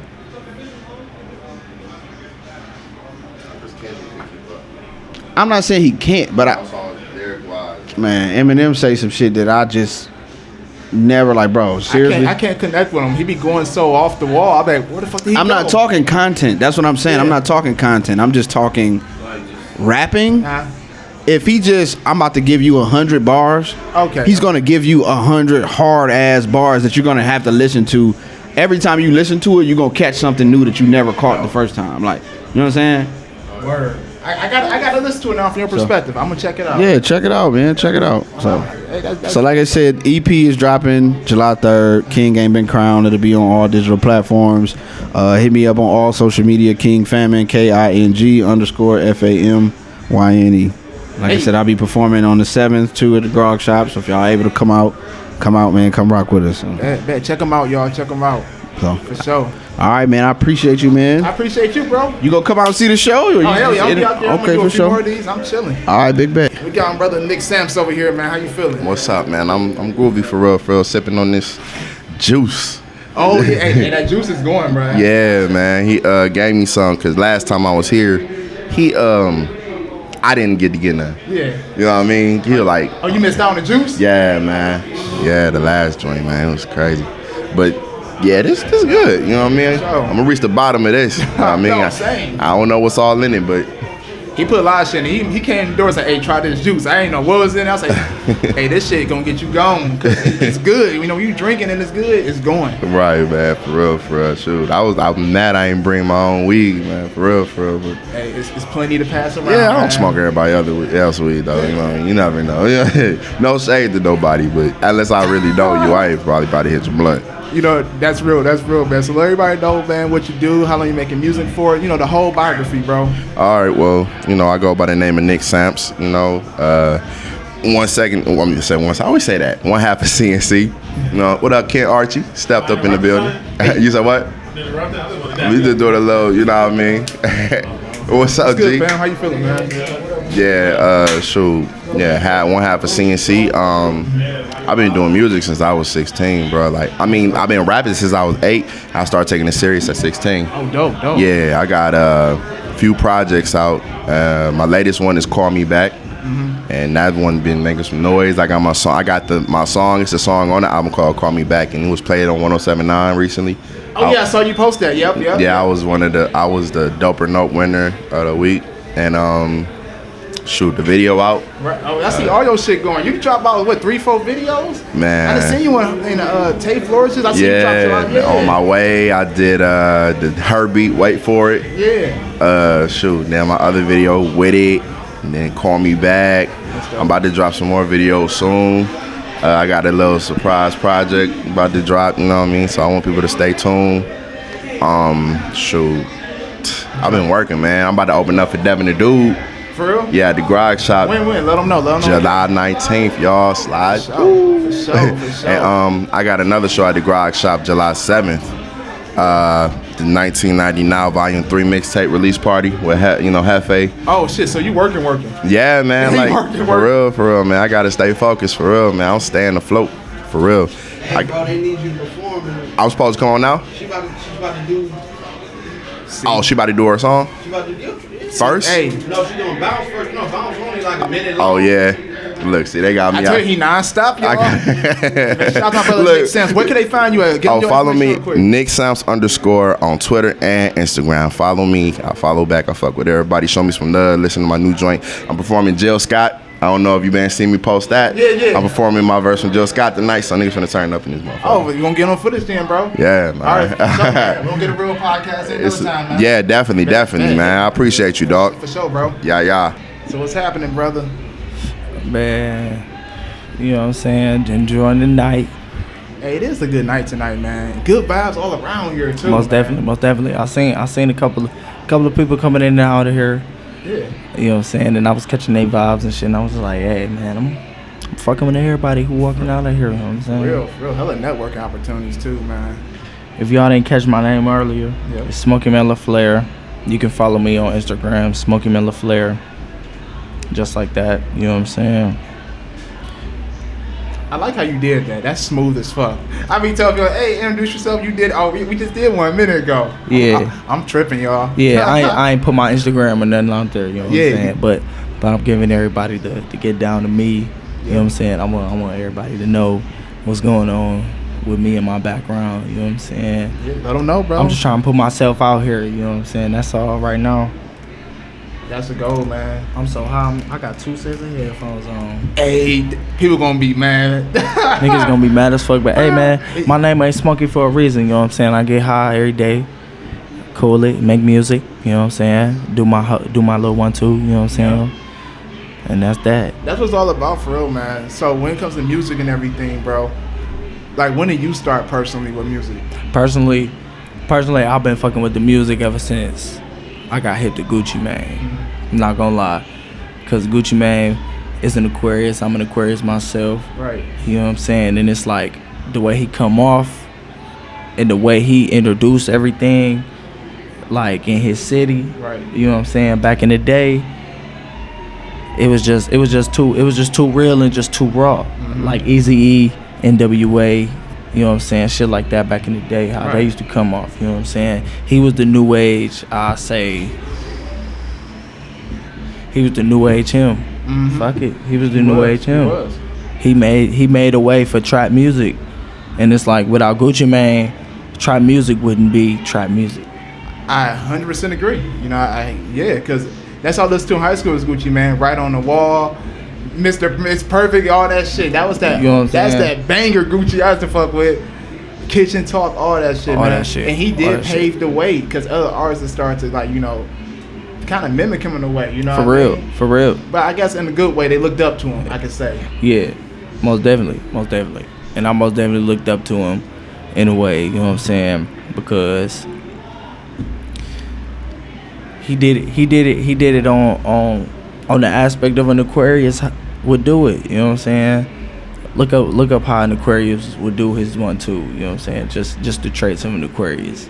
And if you know an Aquarius personally and been knowing them for a long time, you will be like, damn, that's really what they do, or that's really what they stand by, you know what I'm saying?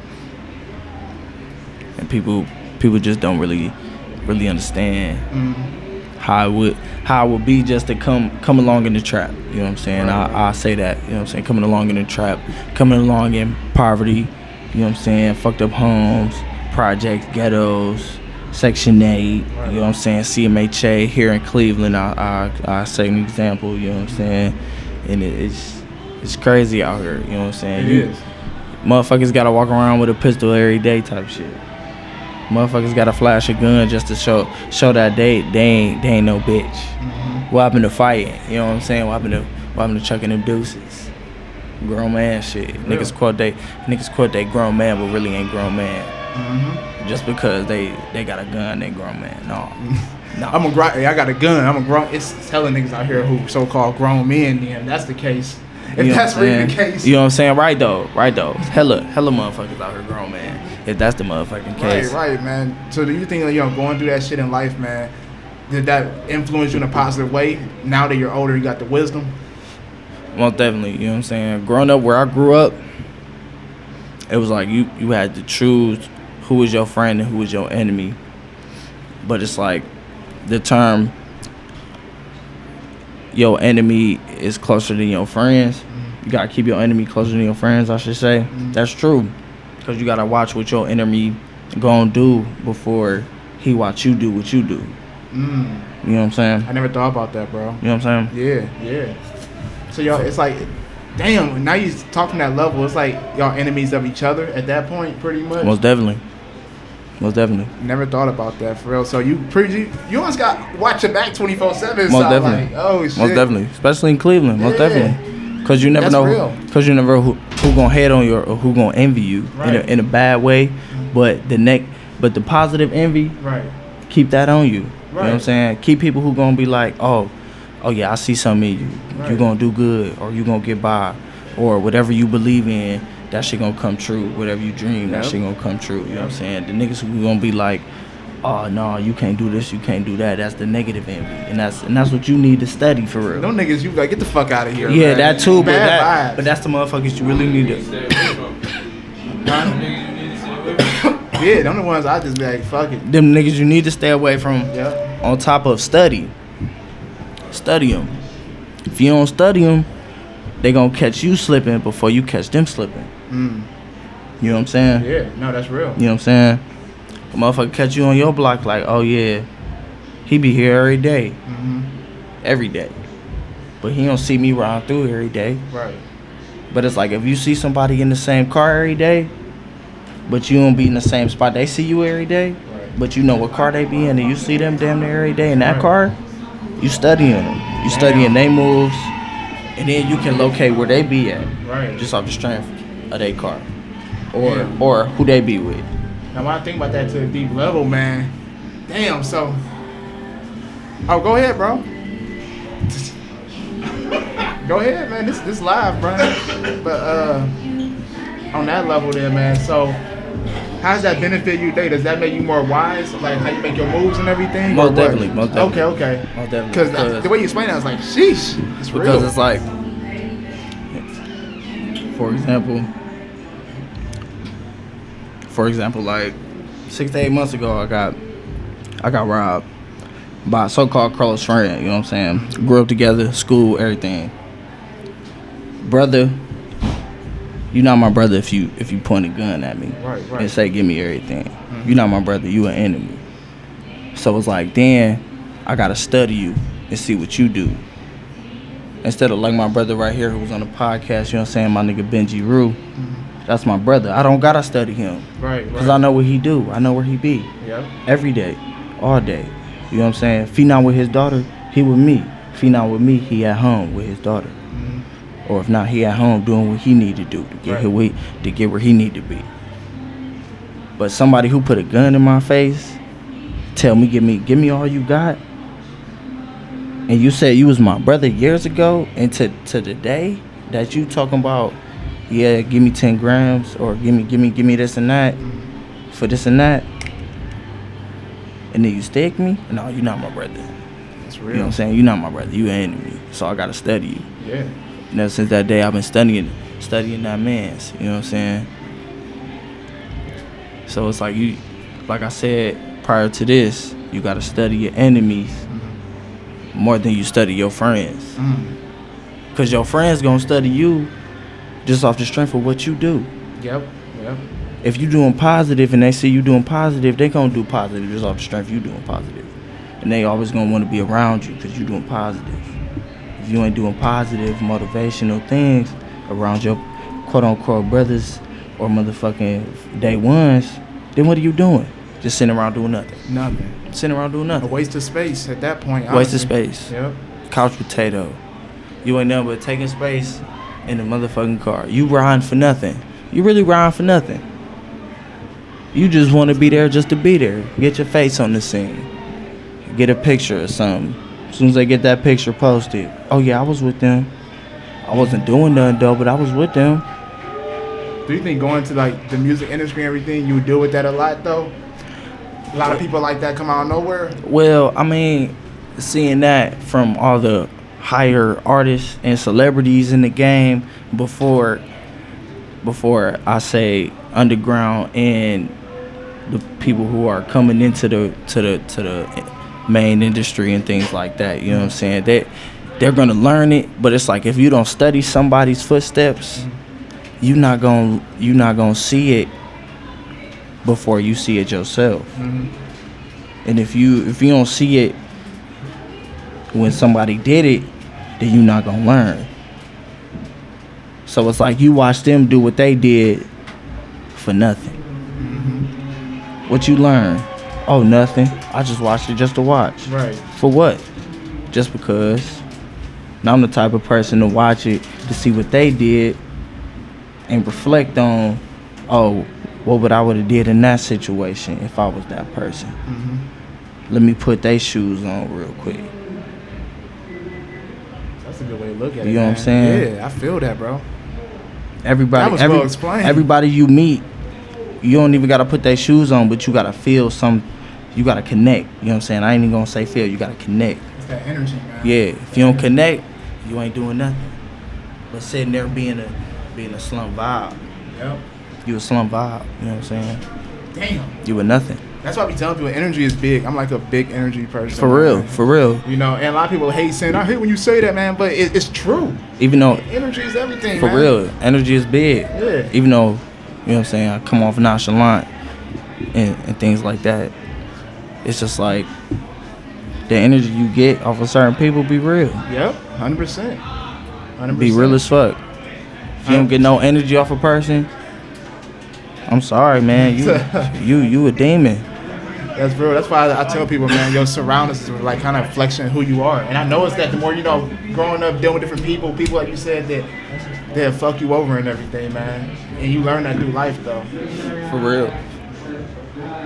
Drop some knowledge on here today, man. Let me ask you some questions, Go though. ahead, You know what I'm saying? How long you been doing the podcast, my brother? Man, 13 months now. That's what's up, man. Over a year, man. That's what's up. I just, man, one day I was watching these videos, somebody doing a podcast, and I was like, man, that shit looks smooth. Okay, it'd be a way to get myself out there, get other people out there.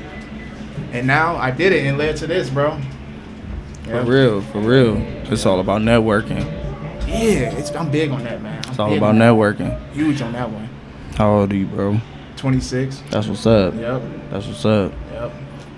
I'm gonna let you know I'm 21. You know what I'm saying? Hey, for real. I seem old as fuck, but I'm a young nigga. You know what I'm saying?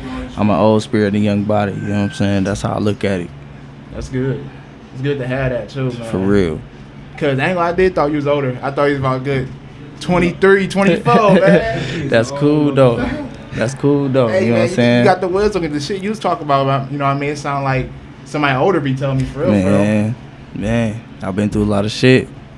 That's all it is, man. You gotta go through certain things to either not even teach, to either school or tell somebody what you've been through so they can learn off of your mistakes. Mm-hmm. You know what I'm saying? That's real. If you ain't learning off of somebody mistakes or what they tell you, if you can't take either something of what somebody tell you and do something with it, or at least take a little piece and put that with what you think, you know what I'm saying, and what you believe in, I don't know what to tell you for real. You know what I'm saying? You ain't gonna learn off of other people. You gonna learn off of either the internet, social media, or what the next person tell you. Yep. You know what I'm saying? Each one teach one, man. Yeah. That's how it is. When I learn something, I love teaching people something. You know what I mean? Or putting them on to something. It's all about network. That's how networking kicks in. I may know something that they don't know, or they, mutual. For real. And that's real. Networking, opportunity, all that shit. Yep. Can't agree more, man. For real. And that's how I look at this right now, as an opportunity to get my voice out, to get my mind in perspective, Yep. you know what I'm saying, into other people's minds and or thoughts type shit, you know what I'm saying. I'm just the type of person to make a world a better place, you know what I'm saying. That's how I feel as though I'm here, you know what I'm saying. I want to make the world better. I want to make the people around me better, just like I want to make myself better. Yeah. That's all that matters, man, is becoming greater and elevating throughout the journey, fam. For real. No cap, shouts out to Bombay, you know what I'm saying. Hey. No Taylor Gang, but you know what I'm saying, shouts out to Taylor Gang too. Hey. Shout out to my brother for coming here dropping some crazy wisdom, man.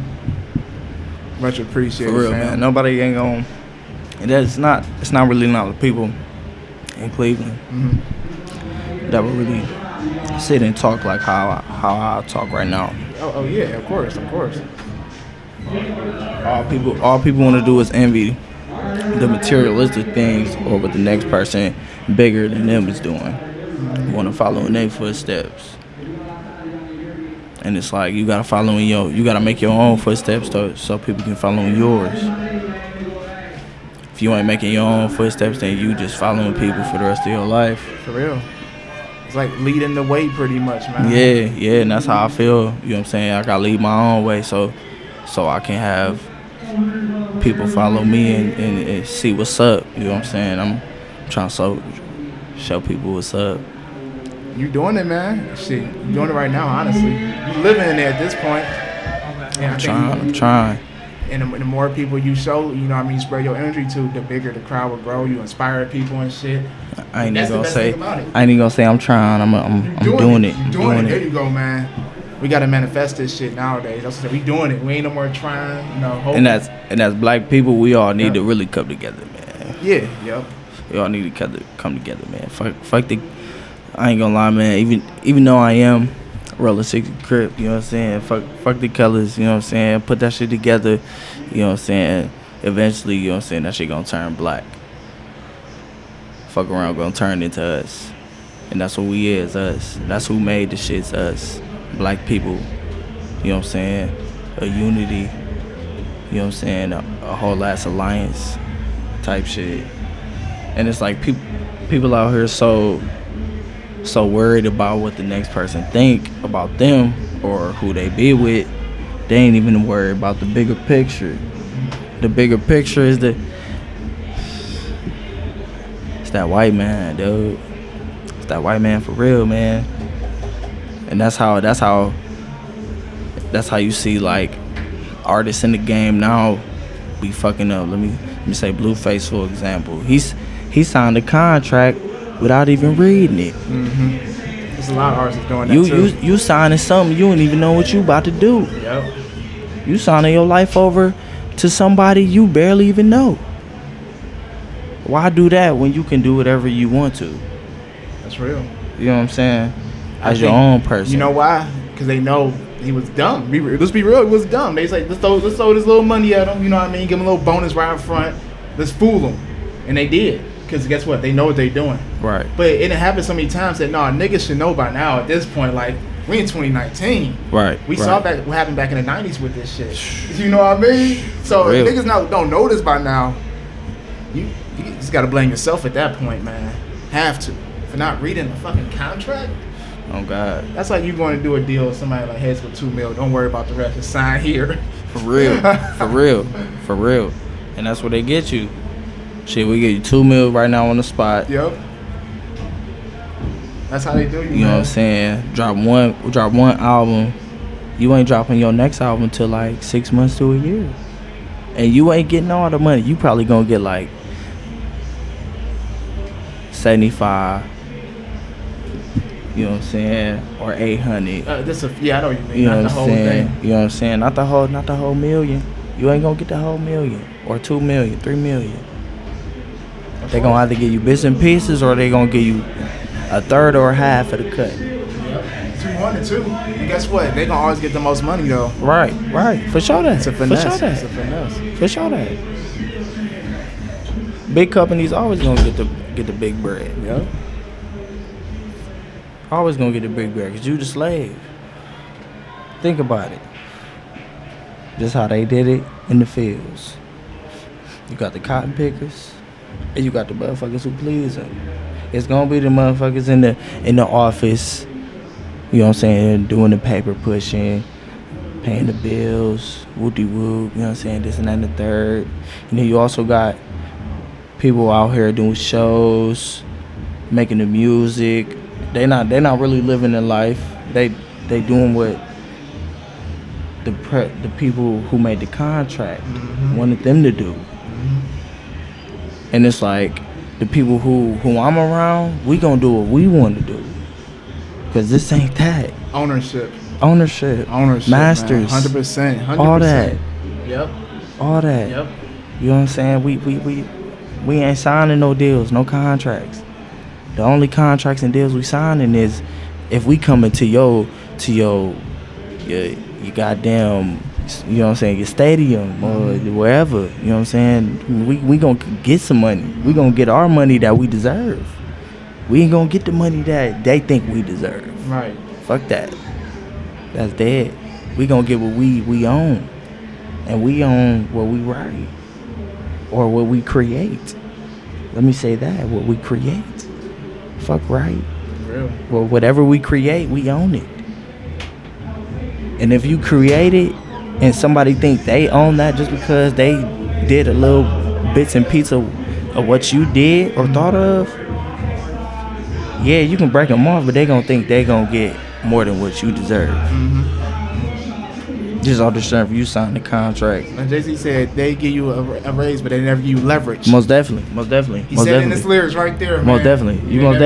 Most definitely. If nobody doesn't really open their ears to Jay-Z, they're lost. Yep. They're lost. I be listening, and now, lost. now I'm older. I'm into that, that kind of business a little And bit. no cap. Yeah. Shouts out to the Bay Area, San Francisco, to Larry June. You know what I'm saying?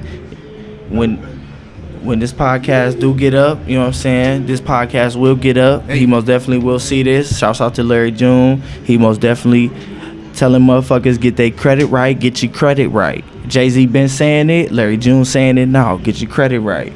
Get hip. Larry June. For sure. And I most definitely shout him out right now. And he don't even know me.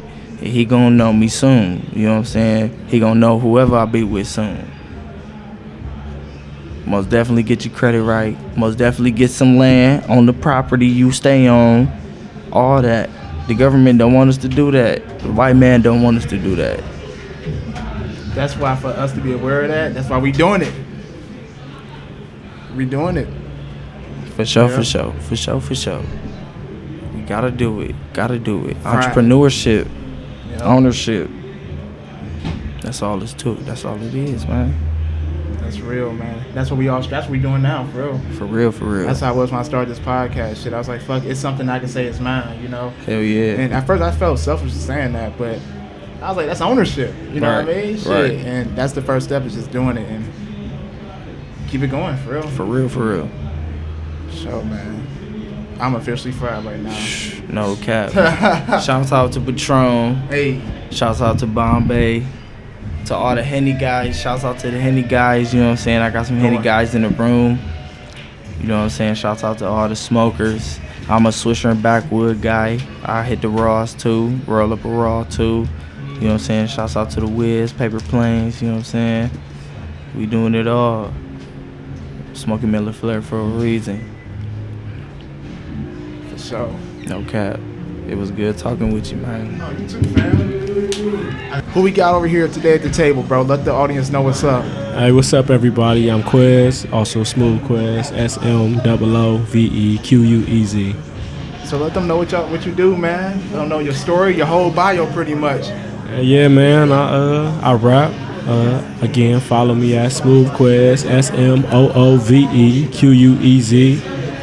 Got a couple songs out, couple singles out. One called Nadia's Interlude, and another called it's a stripper joint. That stripper, I was going, man. So, man, what exactly got you into music, bro? What got me into music, it was weird. I always listened to very musical, like, music. It's weird like to say. What? Like, what's the example of that? Like my favorite artist of all time is Michael Jackson. Dope. My favorite singer is Stevie Wonder. Dope. My favorite rapper of all time is Kanye West. So like artistic, man. An artistic project of music. I was always intrigued by. My mom, all we listened to was 93.1. I never really listened to 107.9. She didn't let me watch music videos, nothing. Mm-hmm. So it was just all what she was listening to, and my mom is a little bit older. So it was a lot of old school. That soulful music, a lot man. of soulful music. Yeah. So what got me into doing music was she was like, you always like just like singing songs. So she put me in a music program. Shout out to New Bridge, Cleveland, on 36 and Euclid. Look into that program. It's a free program for students in high school in Cleveland. She put me into a music program, and it got me into like, wow, I actually like putting together a song and listening to myself on a microphone. So they really teach you how to, the basics of making beats, how to record yourself, how to engineer yourself, how to mix and master. Oh, so you not make beats too? I know how, yeah, but I don't make beats. But at least you know how. You got that skill. I know how to do. I know what to do. Kind of. I haven't made a beat since 10th grade, so that's like 7 years ago. Okay. I haven't made a beat. So What year you graduated? I graduated in 2014 from the greatest high school in Northeast Ohio. What was that? Shaker Heights. Shaker Heights. Shaker Heights is all about brush. I'm an arc. Brush arc for life. Oh man, I'm gonna pray for you. Oh, yeah, you throwing shade on us, man. So, I'm gonna pray for you. What you got going this summer, man? You got any goals you got going? Goals to change a life. I really am into.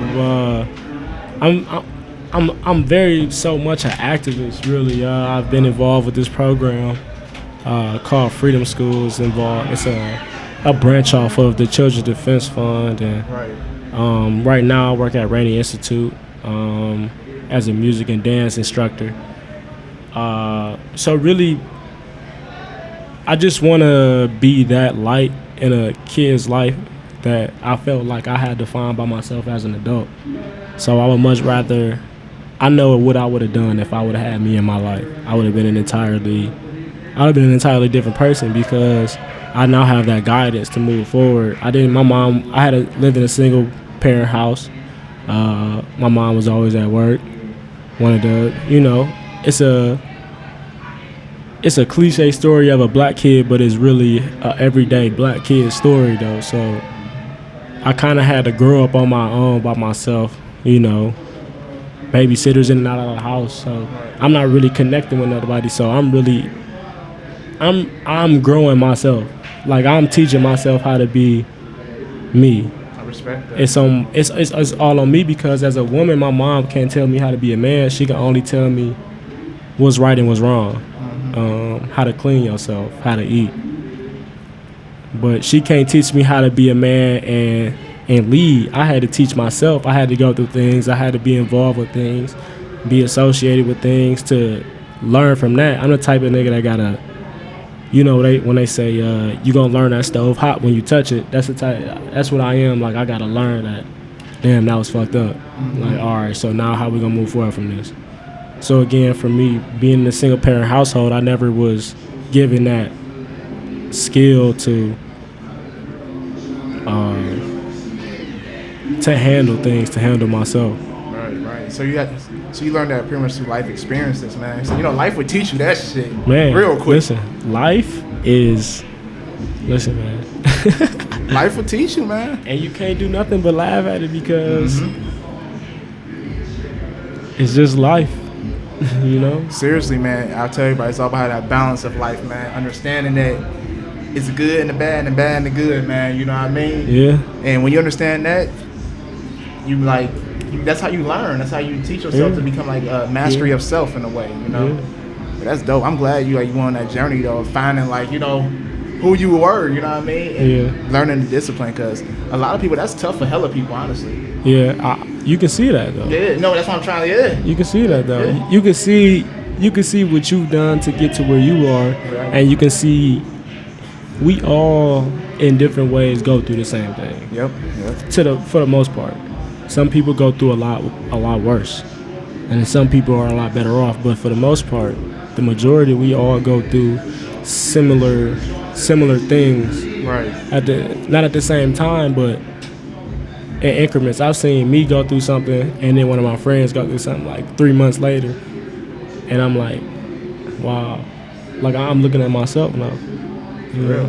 I'm looking at myself, and now I got that knowledge to know that I can tell you what better to do, and now you can grow even further than I am, right? Because I had to learn.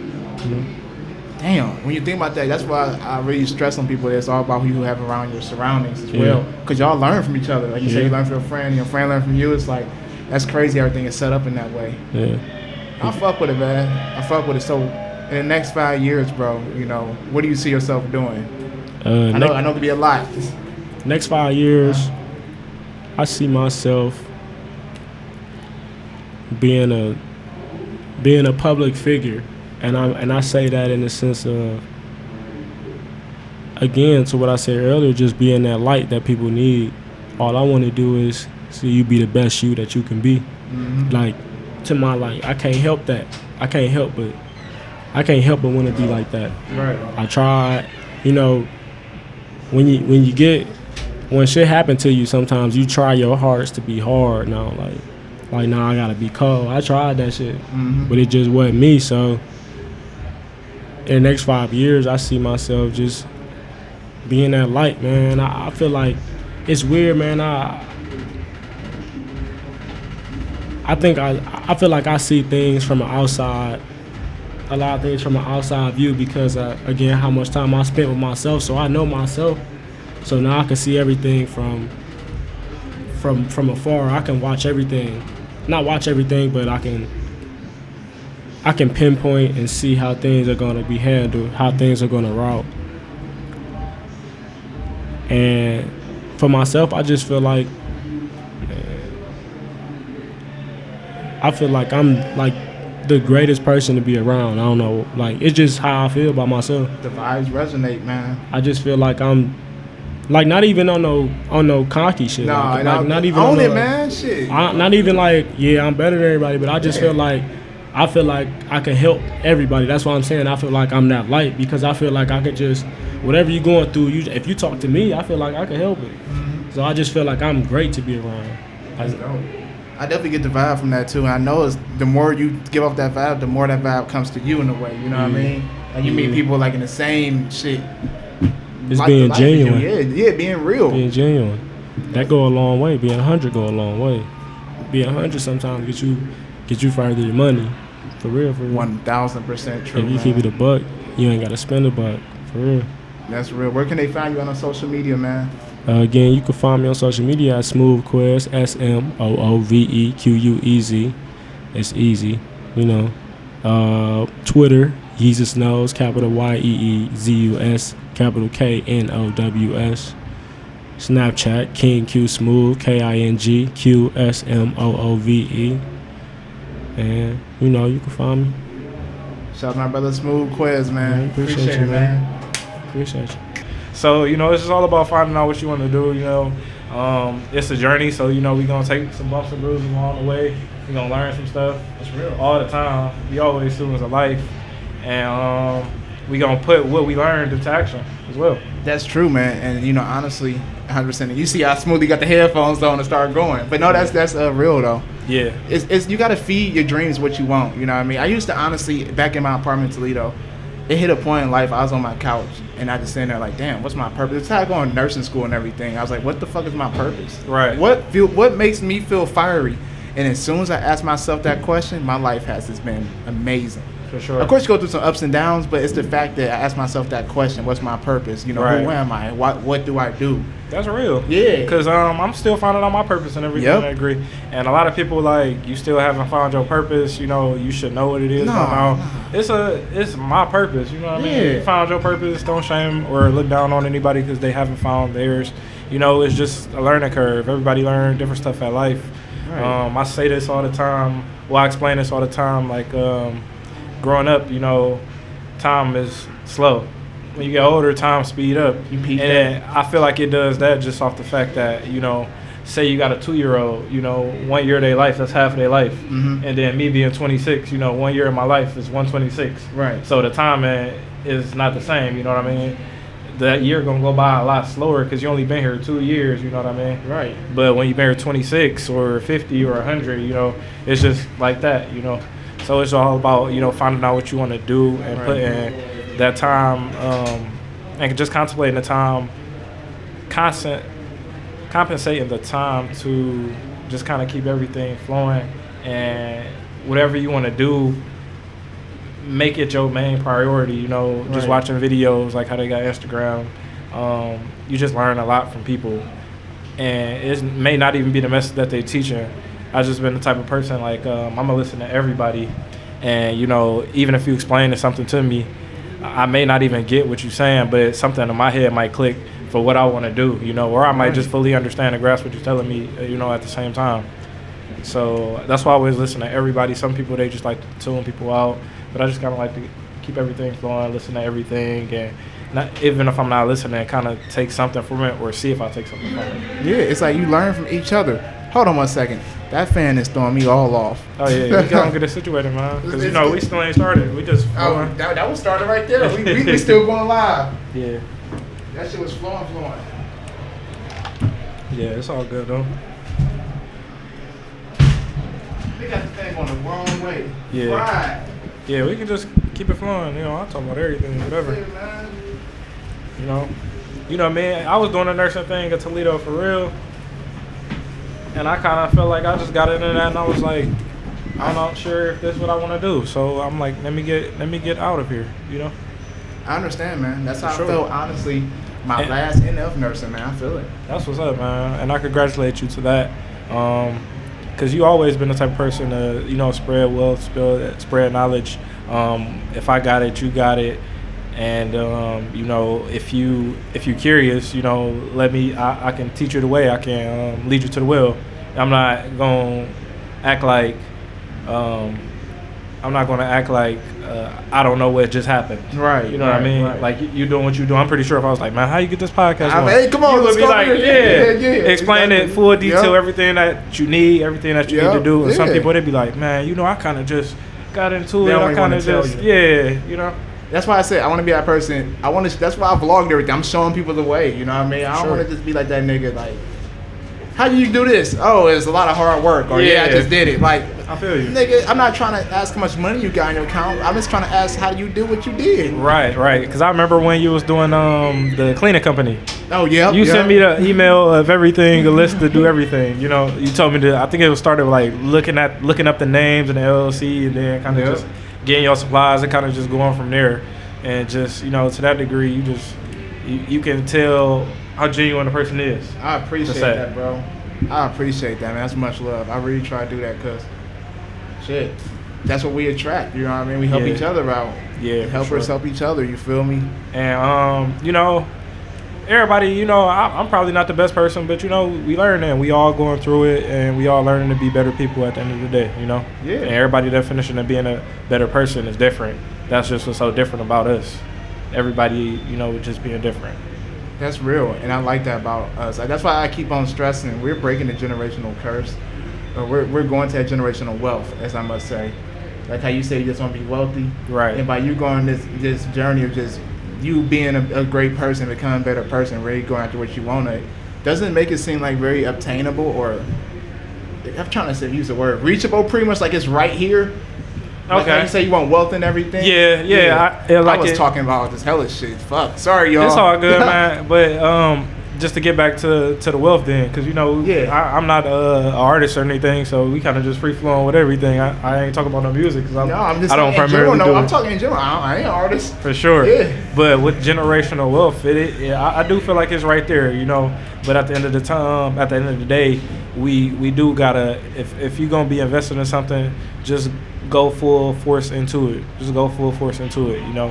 Or if you want to do a lot of different things, you know, start with one thing that you can just take off with, and then at the same time, you know, since you always learning and going forward with what you learning, at the same time you'll be able to just, okay, I can pick up on this. I can pick up on this at the same time. Mm-hmm. And I know it may not make any sense because, you know, I'm on camera, it may be a little nervous, but, you know. Why the fuck are you nervous? No. We got to turn you up. Man. Oh, we need to get some Hennessy. Oh, no, not you don't need to be nervous on here, innit? Oh, yeah, it's whatever. If I'm on this motherfucker, you all good. But fuck it. All right, yeah, fuck it. But like I'm saying, with a lane, you going forward in your lane, but at the same time, you multitasking with other things you want to do because you molding yourself into the person you want to be. You know, I'm pretty sure. I mean, it's just different with everybody. One person want to only do one thing. Another person want to do 50 things. Another person want to just do 2 things. Somebody might want to sell cars and, you know, sell lemonade. Right. You know? Somebody might just want to sell lemonade. You know, somebody might want to learn how to invest in stock, sell lemonade, be a massage therapist. It's just, you know, just start with one thing, and, you know, as you grow and develop into that, you know, you'll be able to branch off into other things as well. Yeah, 100% believe it. Everybody's different, man. Like, somebody could be happy just making $50,000 a year, having a normal job compared to somebody. Everybody's different perceptions, and I think the big clash with that is people are judging too much. You know what I mean? Like, the problem is people are just that scared the shit out of me. People are just judging hella, and I think that's what falls in place with that. Honestly. Yeah, that's what's up, man. You talk about sports on here? I talk about everything, bro. All right, man. With you know. Shout out to the 2016 Cavaliers. Man, hey, I wish the Cavs can have another parade again. But yeah, we hoping for the Browns, though. We hoping for the Browns. Yeah, the Browns it's crazy because it's like with Cleveland sports, when the Browns is like your golden hope right there, it's just all bad, you know. I got the best hopes for them and everything to a degree, and I love the Browns. Do you believe they're going to the Super Bowl? Man, I do Uber. A guy told me the Browns and the Saints in the Super Bowl. He told me he wasn't sure who was gonna win. Right. But he said the Browns and the Saints in the Super Bowl, and, you know, I'm rocking with it. Okay, for sure. I'm rocking with it. You know, I'm from Cleveland. I love to see us in the Super Bowl. And just getting back to what I was saying, like, I'm 26 years old. The Browns have been bad every year that I've been alive, I believe, or since I just been watching they have football. One season is pretty. All right. Yeah.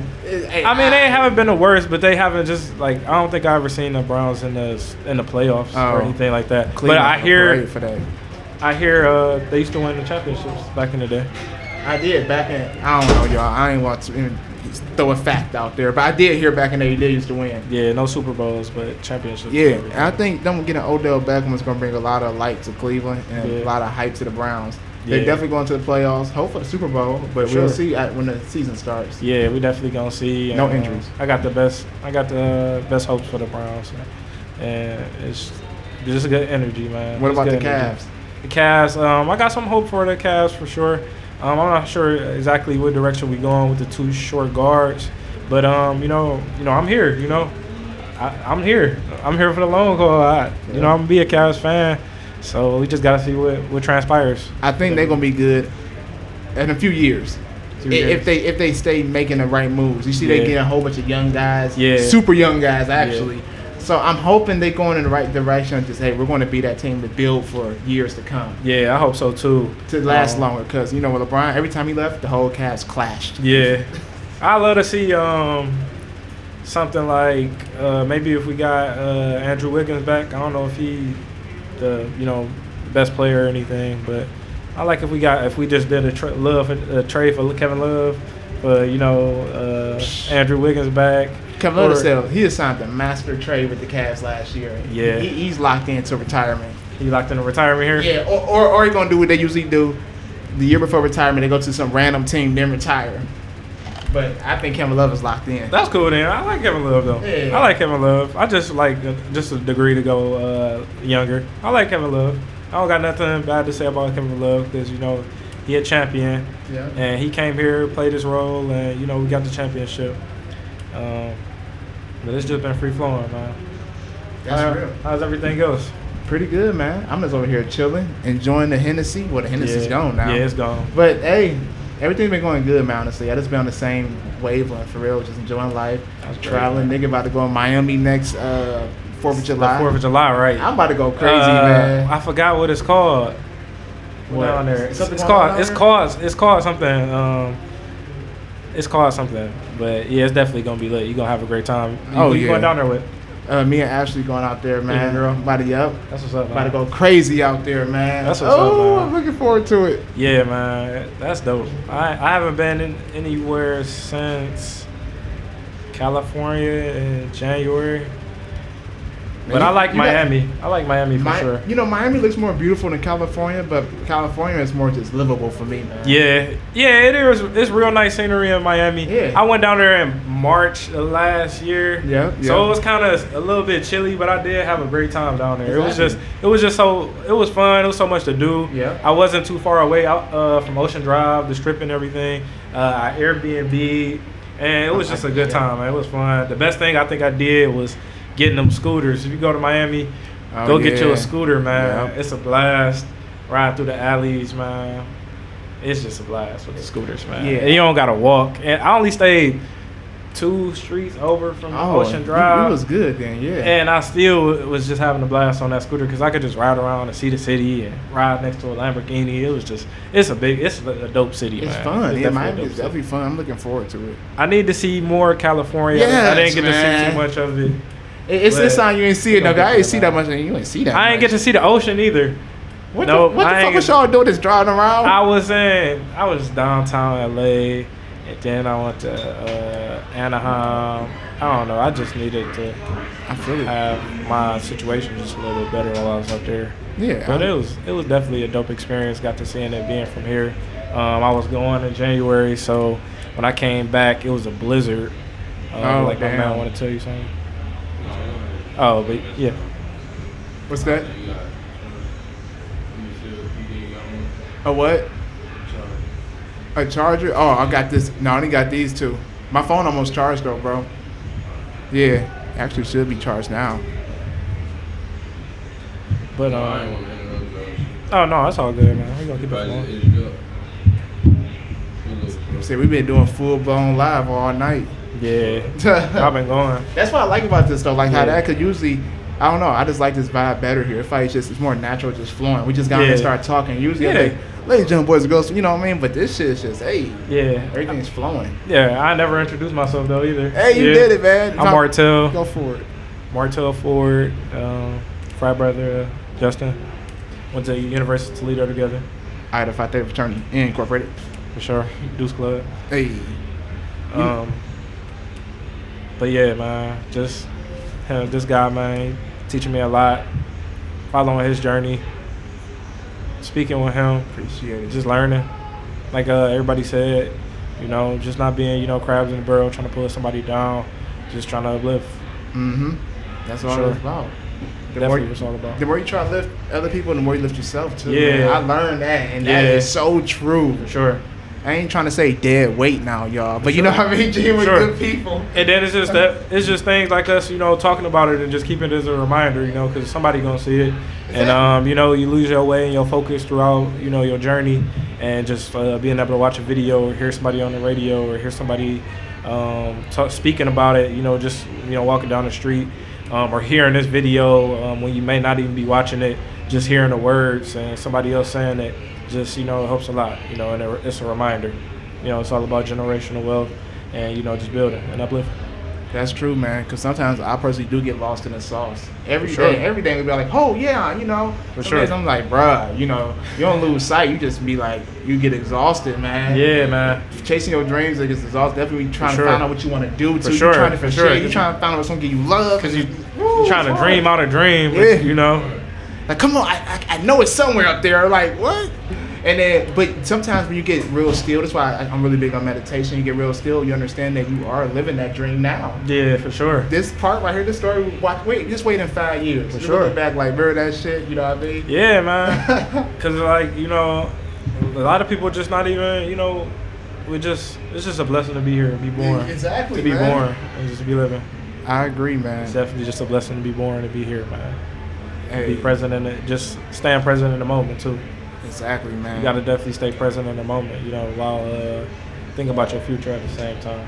And that's tough for me sometimes. I do it a lot. I am present in the moment, but sometimes, you know, you be so hungry for that future, man. For sure, man. It's always about that hunger for the future.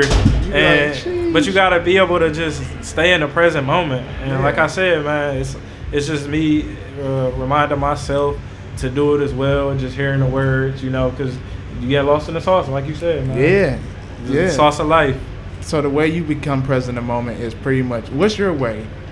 Me, just not trying to overthink things, man. I'm a real big thinker, so I'm always thinking about different things, and it's just how I stay as president in the moment is trying to be engaged. Right. You know, I'm probably like just more so of observer. Right.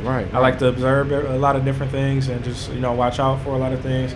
But just staying present in the moment, just getting engaged with people, speaking, because, you know, that's just the icebreaker right there, you know. Mm-hmm. Just try to get, you know, people comfortable, speak with them, you know, or get yourself comfortable, you know. If you're you know, I'm nervous, I'm scared, you know, just try to get comfort, you know, speaking with somebody, dialoguing, or, you know, like you're saying, meditating and finding out what works best for you, you know, just stay present in the moment. How do you stay present in the moment, bro? That's good. Honestly, man, that's a good question. I never asked you that. The way I stay present in the moment is by doing things I love. It helps me stay. I mean, of course, meditation and stillness, that helps me actually center myself and like block out all the noise and everything. But me staying present in the moment is doing everything I love. Yeah. Like, it hurts when I do stuff I really don't love to do. Yeah. And I'm really, probably to everybody else, it looks weird, but to me, I'm literally not doing anything I don't want to do. Right. I definitely understand that. And a lot of people are like, what you mean? You got to do this to do that. And I was like, but I don't want to do that. I want to do what I want to do. You know what I mean? And by me doing that and learning that throughout the journey, I don't know, it helps me stay present in the moment. For sure. When you're doing something you love to do, you don't even notice that moment happening. Right. Like when you're traveling somewhere having a good time, you just having a good time. You know what I mean? That's what gets me present in the moment, man, is to do things I love. That's what's up, man. Yeah. Cause it's just difficult, man. Like I said, man, I'm finding out everything I like to do, I love, because, you know, it's always about you, but you never really just try to been about yourself. Just always trying to just be strictly about yourself, you know. True. I agree, man. Dropping that wisdom, man. Yeah, man. This is my first time I ever talked to Marcel on this level, man. Yeah, selling the cars. It was fun. It was definitely fun. A lot of good times, man. Yeah. It was just a grind, man. It was definitely a grind, man. Selling cars. Shout out to everybody that sell cars. Fun job. A lot of hours, man. My boy Mike, he been selling cars since we graduated high school, and it was fun. For the 2 years I sold them, man, I had a blast. But I just was like, man, I think I need to do something else. It was a nice stepping stone, you know. Yeah. Like I said, I kind of just, you know, jumped out the plane and was like, you know, I'm gonna just figure it out. And guess what? But selling cars was fun, man. I remember I crashed one. Yeah, what? Damn. You crashed one of the cars on the market? Yeah, that I was selling. It was a used car. I crashed it. Oh, and man, I was just so embarrassed, man. I was so embarrassed. I told my manager, and my one used car manager, he was like upset. He's like screaming. Yeah. And then my manager of the store, he came over, and he was like, "What's going on?" He crashed the car. Right. And my manager of the store, he's like, just calm down. He's like, it's not that bad. I'm like, no, it's pretty bad. I did. Damn. It was real messed up. The door. I didn't even hit anything too hard, but it just was really bad. Like, it was just really bad. But it was, something I learned, and, just being more aware and, just kind of, Do you read being books? present in the moment. I do, but I don't. I hate reading, really. But I'm more like a math, science, type of person. But reading, I just never really been good at reading. So it just kind of bored me, and I get tired. But I do got books that I've read. I've read more books than the average person, I believe. But if you're a reader and you do read, I'm not on your level, because I'm a real slow reader. Same. I read books very extremely slow, actually. I would read a 200-page book in 2.5, 3 months. For real. But hey, the shit was soak in that I read though. Yeah. You know what I mean? But yeah, I gotta get. I've been reading, but I'm trying to get back into it heavier. For sure, man. Definitely, man. Definitely always gotta be into it. Cause it's good. Reading is definitely good for mine, man. It's definitely good for mine, and I definitely do need to read more. I got some books. I got a lot of books. I probably got 12 to 20 books, maybe. Oh, I know I've read a nice portion of them. Yeah, you read a nice portion. I know I read a nice portion of them. Maybe it's probably like right. 6 I haven't even completely filled in on. Then college textbooks. I got some old college textbooks that I'm gonna look into. That's dope. Because it's just gonna be helpful for what I want to do in my end game with business and everything. And it's just great, man. That's good, using the resources too. Yeah, man. That's the key to this. It's hella resources out here to get to shit. Yeah, for sure. For sure, the internet is a real big resource. Exactly.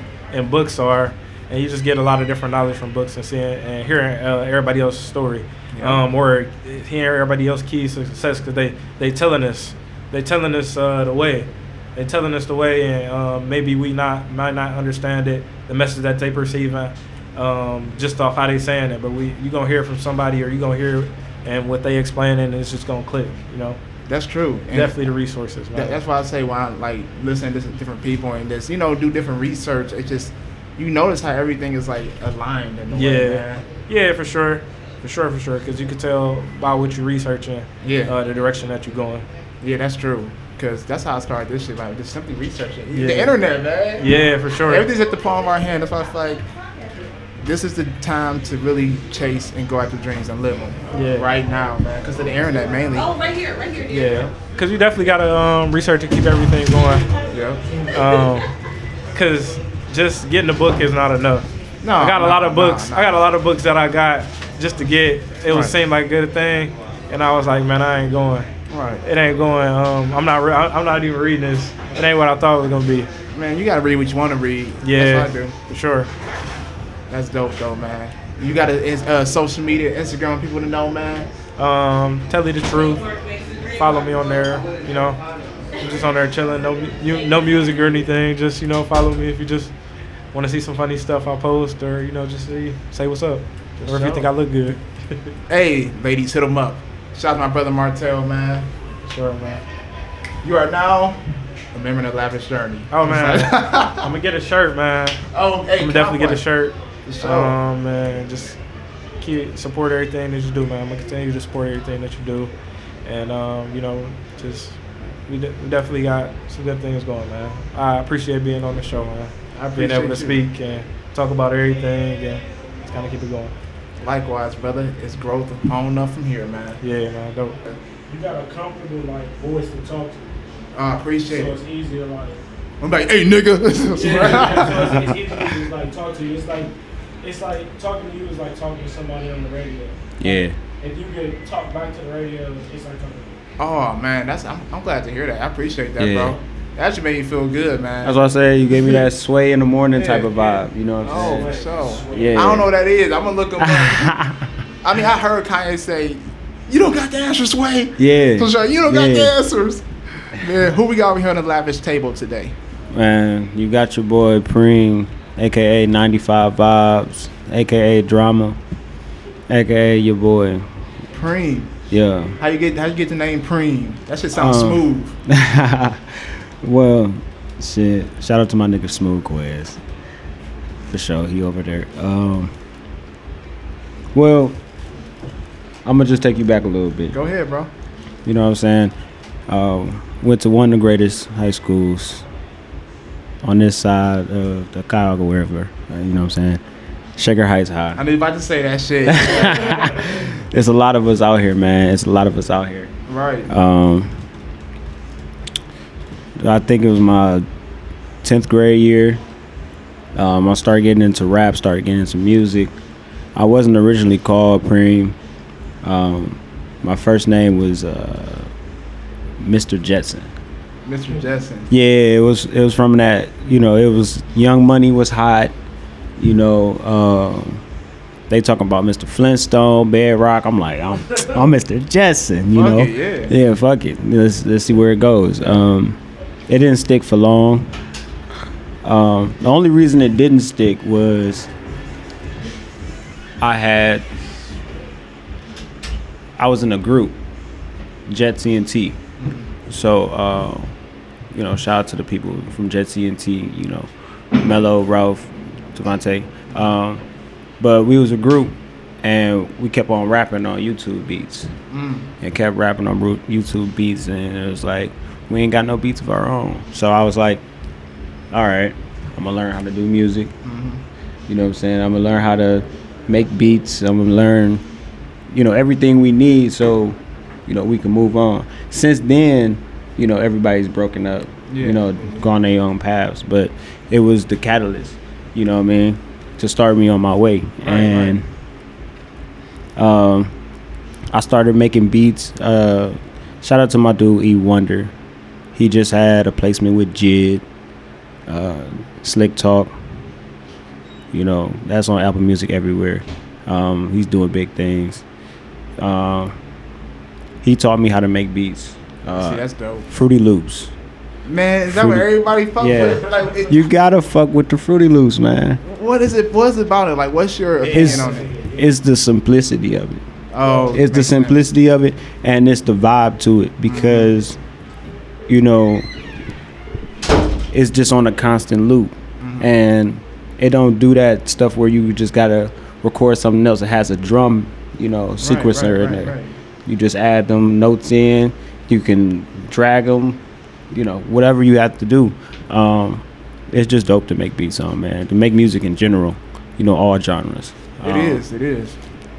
I also use Logic, you know, for if I want to do, you know, samples of my own. You know, take a piano or a guitar or something, and then lay that down. But then after I lay it down, putting it right back in FL. Oh, to see, that's how you. So you use them both then? Sound like yeah. I just got acquainted with Logic probably about a year ago. Right. So I got me a MacBook Air, so I was like, let me see what GarageBand is about. Used it for a while. Shout out to GarageBand. Shout out to GarageBand. I used GarageBand a lot in school, so it was easy. And then when I found Logic, it was like, wow. You know, I got to do something with this. It's really good to use though. I don't remember we was talking about. I got it down. Logic and oh Fruity yeah. So Logic, is that like a super extreme Fruity Loops in a way? It's because I don't know shit about it, man. I know about Fruity Loops, but if you got GarageBand, you know how to use Logic. Oh, that's like another. I get you. It's another Apple product. You know, I had downloaded that. The interface is the same. Yeah. The compressors, all of that. You know, it's just industry standard. Oh, that's dope. I never. I'm gonna try that out then. Maybe the quality is the better quality. You think? Yeah, definitely. You know, the sample rates go as high as you want them to go. So okay. You know, the dithering is good. You know, if you use outside, you know, VSTs and stuff like that, you know, it's really good for that. I haven't used a lot of Pro Tools. Right. You get to Pro Tools. I like using it. I'm about to say, bro, what are Pro Tools? I feel like it's like he's talking to what? Pro Tools? Oh yeah, I'm talking nerd talk right now. I'm talking nerd talk. I'm sorry. But you know, being a producer, after that, I changed my name to 101 Supreme, or Supreme 101, I should say. Just because I made my own drop, it was like, it's Supreme. Right. You know, and then Supreme turned to Preem. I was Preem for a while, and then an artist dropped. His name was Preem. He's also from Cleveland. And then another artist dropped. His name is Preem, and he signed to Drake. Oh, so that's dope. I'm like, there's a lot of Preems out here. Yeah. I'm gonna have to switch it up. It's I switched it up, and ever since then I've been going by 95 Vibes. But like people at my school, you know, people that just know me, they'll just still call me Preem. Right. You know, even though I go by 95 now. So if you like, let's say if you was to like have a song come out and it goes super viral, you know what I mean? You start performing, so you keep your name you have now, you said Supreme? No, it's 95 Vibes. On Apple Music, Spotify, I'm 95 Vibes. Oh, I get you now. Oh, okay. Yeah. I'm like, you threw me off, bro. Oh. And so Preem is like, so what is Preem then? That's just my nickname. That's your nickname. Yeah. I get you. So artist name is 95 Vibes. Yeah, I actually have a song with Tyrone G. If you're hip to him, he's R&B artist, and he put me on his song as a feature as Preem. Right. So, you know, but I have that one song as Preem. The other songs are all 95 Vibes. You got two brands then. Yeah. Oh, yeah. shit. So if Double one blows brand. up, you know, it's whatever. I see what you're doing. But right, I'm 95 Vibes. You know, the producer, the artist. You know, Golden Society, the clothing brand coming out real soon. Oh, you dropping the clothing brand too? Yeah. Me, Smooth Quez over there. Our man Too Wavy. He's, you know, he's the photographer. Okay. You know, he takes a lot of snapshots and stuff. You know, shout out to him. That's my bro. We've been working on stuff for a long time, and it's not until around this time, you know, because I graduated in 2014. Okay, bad. You know, along with Quez. I went to Central State for a year. I did graphic design, and I was also in the marching band. And then my mom also wanted me to get a scholarship for engineering, so I was taking mechanical engineering classes. So all that in your first year of college, I frizzed out. It was a lot of pressure, you know. And I also got introduced to marijuana at Central State. You know, shout out to High Five Dro. After, you know, I was smoking in my room one day, and I think not nothing. If you're reading this, it's too late. Drop by Drake. Banger, yeah. Banger. Yep. I was sitting there in my room and I was listening, and I was like, I wanted to try to make it as a producer at home. So I left Central State at the end of that semester. You know, I told people I might be back. You know, but after so many years of trying to perfect my craft, it was like, you know, if I do go back to school, it's gonna be somewhere else, probably Cleveland State or you know, exactly. You know, you gotta start off at Tri-C first though. Shout out to Cuyahoga Community College. It's, you know, it's a real thing. Shout out to my dude Castle back here, the host, Hey, the what's going hostess on, with bro? the mostest. What's up with y'all? Sorry to crash the interview. Hey, don't even sweat it, bro. I'm over here. That's my dude. I'm up here chilled out. What's happening, bro? I just want to step in here real quick. Go ahead, man. You want a mic too, bro? Yeah, I use somebody. It's his mic. Your mic, bro. No. Oh, you got a mic? Yep. Oh, see. Boom, right at the yeah. table. It's a smooth That's shit. what- That's why I like It's him. lit. He come prepared. You see, here you go, bro. Yeah. Hey. Real quick. First of My all, dude, my brother. yes. Go for My it. fucking brother. Yeah. Jay Gaines is the hardest working podcast member of all time. I appreciate it, bro. Hey, this man worked I'm the whole starting to party. believe I these told are him, facts, yeah. I told him to do a couple joints and then come party a little bit. This man been back here working. I Hell respect yeah. that. I appreciate the Mad love. opportunity. I bro. respect that. Yeah, I'm pretty sure he met Helly artists tonight, Yeah. and Hell yeah. There's a lot of love in here. it's a lot of love. And Yeah. I haven't got a chance to get back here or whatever. But I do want to say thank you for coming. I recognize your hard work. That's dope. And fucking Lemon Pine Drop, god damn it. Hey. Lemon Pine Drop in this bitch. I love y'all. Yo. You heard the man. Gotta finish cleaning up though. Back to y'all interview. Love y'all, man. Castle the regular. Castle. Lit. For sure. You need some help. You know, I'll be back here. Thank you, J Gang. No problem, man. For sure, for sure. Oh, the thing over? I didn't even know. Yeah. I've been back here in the zone. In the zone. Man. No, I just told him to come back. What's that?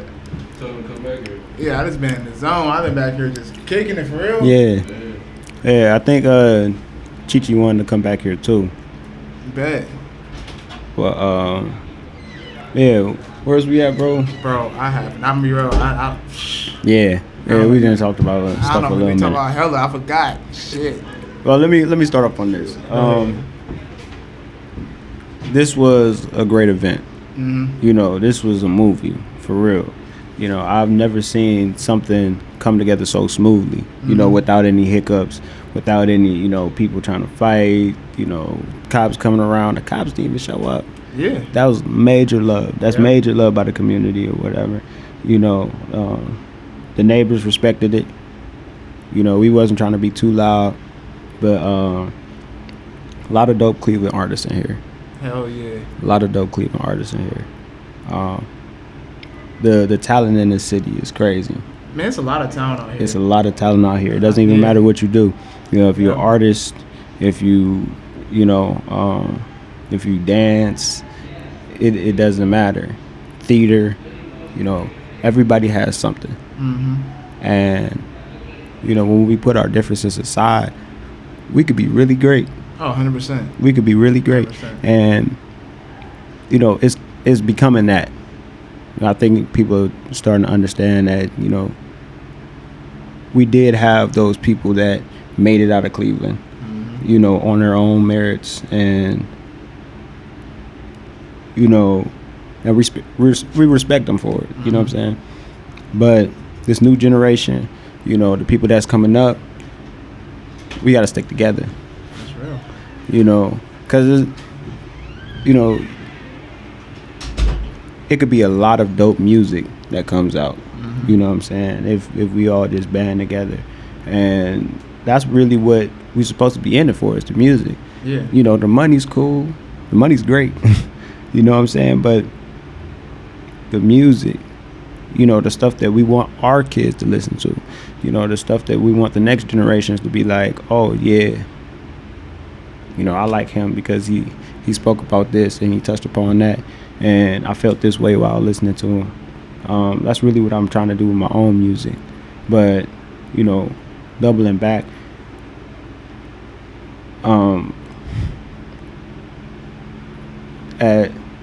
I've seen other cities do it. Mhm. You know, Atlanta, the vibe in Atlanta right now is crazy. Oh, They have yeah. people popping up everywhere. They remind me of And Atlanta. we automatically listening to them Yep. because they're from Atlanta. Mhm. We just pop them in. Is it? Oh, who's this? Where they from? Atlanta. Oh, let me see. Cool. They gonna be lit. Right. Oh, yep. Right. Do they rap like the Migos? Are they like Young Thug, Gunna, Yep. Lil Baby? Like, the list goes on. Future, Outkast, Gucci. Gucci. Shout out to 1017. Hey. The thing about it is that here, you know what I'm saying, where we call home, people trying to go out to LA. LA already got a scene. You know what I'm saying? They already got their own vibe, their own sound. The Bay Area sound is LA. You know, Cleveland, we're all over the place. Yeah. You know what I'm saying? We got all type of vibes. You know what I'm saying? We got Bone Thugs, then you got Kid Cudi, then you got MGK, then you got Gerald Levert, then you got Bow Wow. I mean, he really from Columbus. Yeah. So that nigga from Columbus. But you know what I'm saying? Yeah. Like, it's just a whole bunch of different things going on at once. So we really haven't been like established for what our, you know, sound is. Right. I think we finding it now though at this point. Yeah. Because there's so much going on that I can't explain it yet, bro. That's just something in the future for me. Because I know this is so many different types of artists in Cleveland, period. And the sound is just I can't even figure out the sound yet. I think we creating it. That's probably why. Yeah, we creating it. It's too hard to point it It's out. definitely a wave out here of new artists. Yeah. It's definitely a wave out here, and people are finding themselves. It's just dope to see. Yeah. I think Cleveland might be one of the best places to live if Ohio legalizes weed. Really? Probably so. I gotta get out of here. I believe it. I gotta go to LA, yo. I'm sorry. Because, I mean, if you think about it, if you think about the crime that's in here, if you think about, you know what I'm saying, what people rob people for, most of it is somebody needs to smoke. You know, somebody wants to sell this much dope for this less money. You know, if you abolish that, if you make a system, instead of people being like drug dealers, there won't be no need for drug dealers for real, unless you know want the stronger shit. Mm-hmm. No, that's true. You know what I'm saying? But that's like 75% of people in Cleveland. I won't say 75. That's a large number. I'm sorry.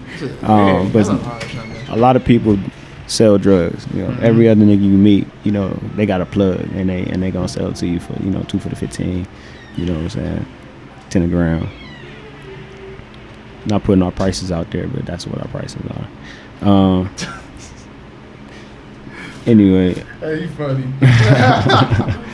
My bad. But But yeah, I feel like if they did legalize weed, it'd be almost a utopia. Hey, we're gonna see, man, because you know Chicago just got legalized recreational. If Chicago got it, it gotta be coming to Ohio. Yeah. Chicago get it. They just got it.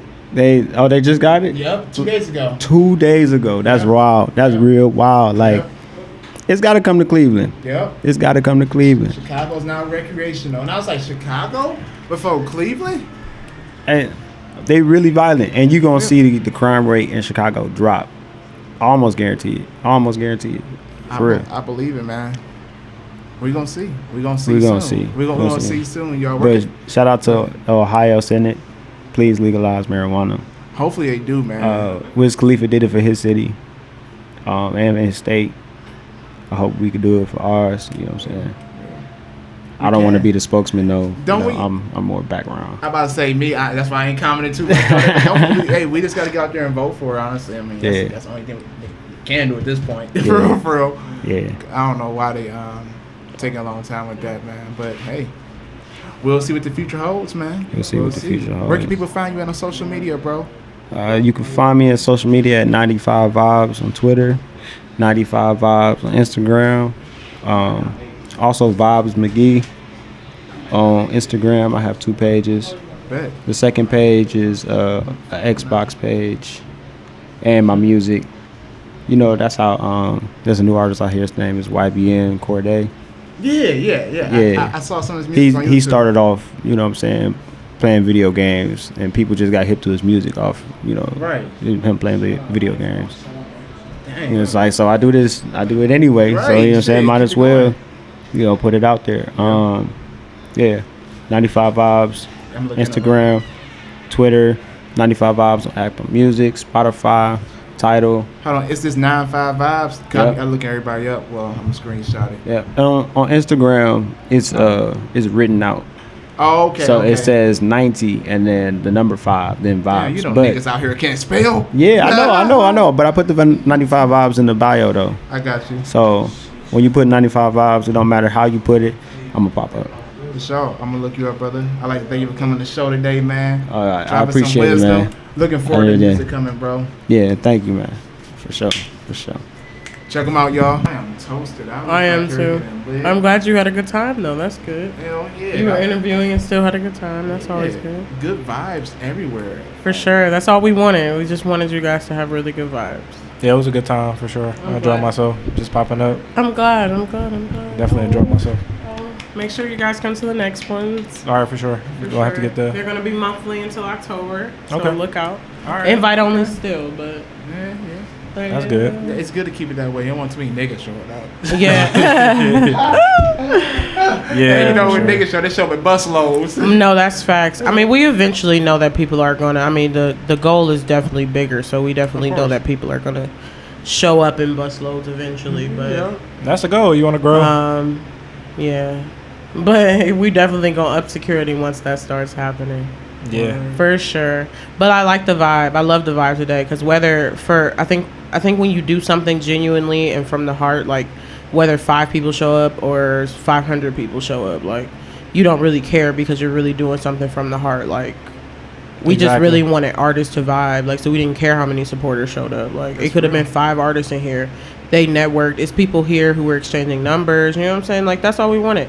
Podcasts. Just the opportunity to really be like an artist, because in Cleveland you don't get the opportunity, you don't get the support from people really, you know, like people don't really when you experience places like California and you see how people support each other just off the strength of supporting each other, and then you come places like here and you're like, dang, like they don't really do it the same. It's kind of like, you know, yeah, you know, a lot of people aren't really for people. So I think we just wanted to figure out a way to like give back, because as artists ourselves, we're just like, you know, we got to do it ourselves. It's hard to be an artist in Cleveland. Yeah, I'm not an artist at all. I definitely respect all artists. You know, shout out to not just the vocal artists, but you know, painters, all around, anybody who just create any content, musicians, instrumental wise with their voices, like painting, sculpturing, molding, all that. It's all art.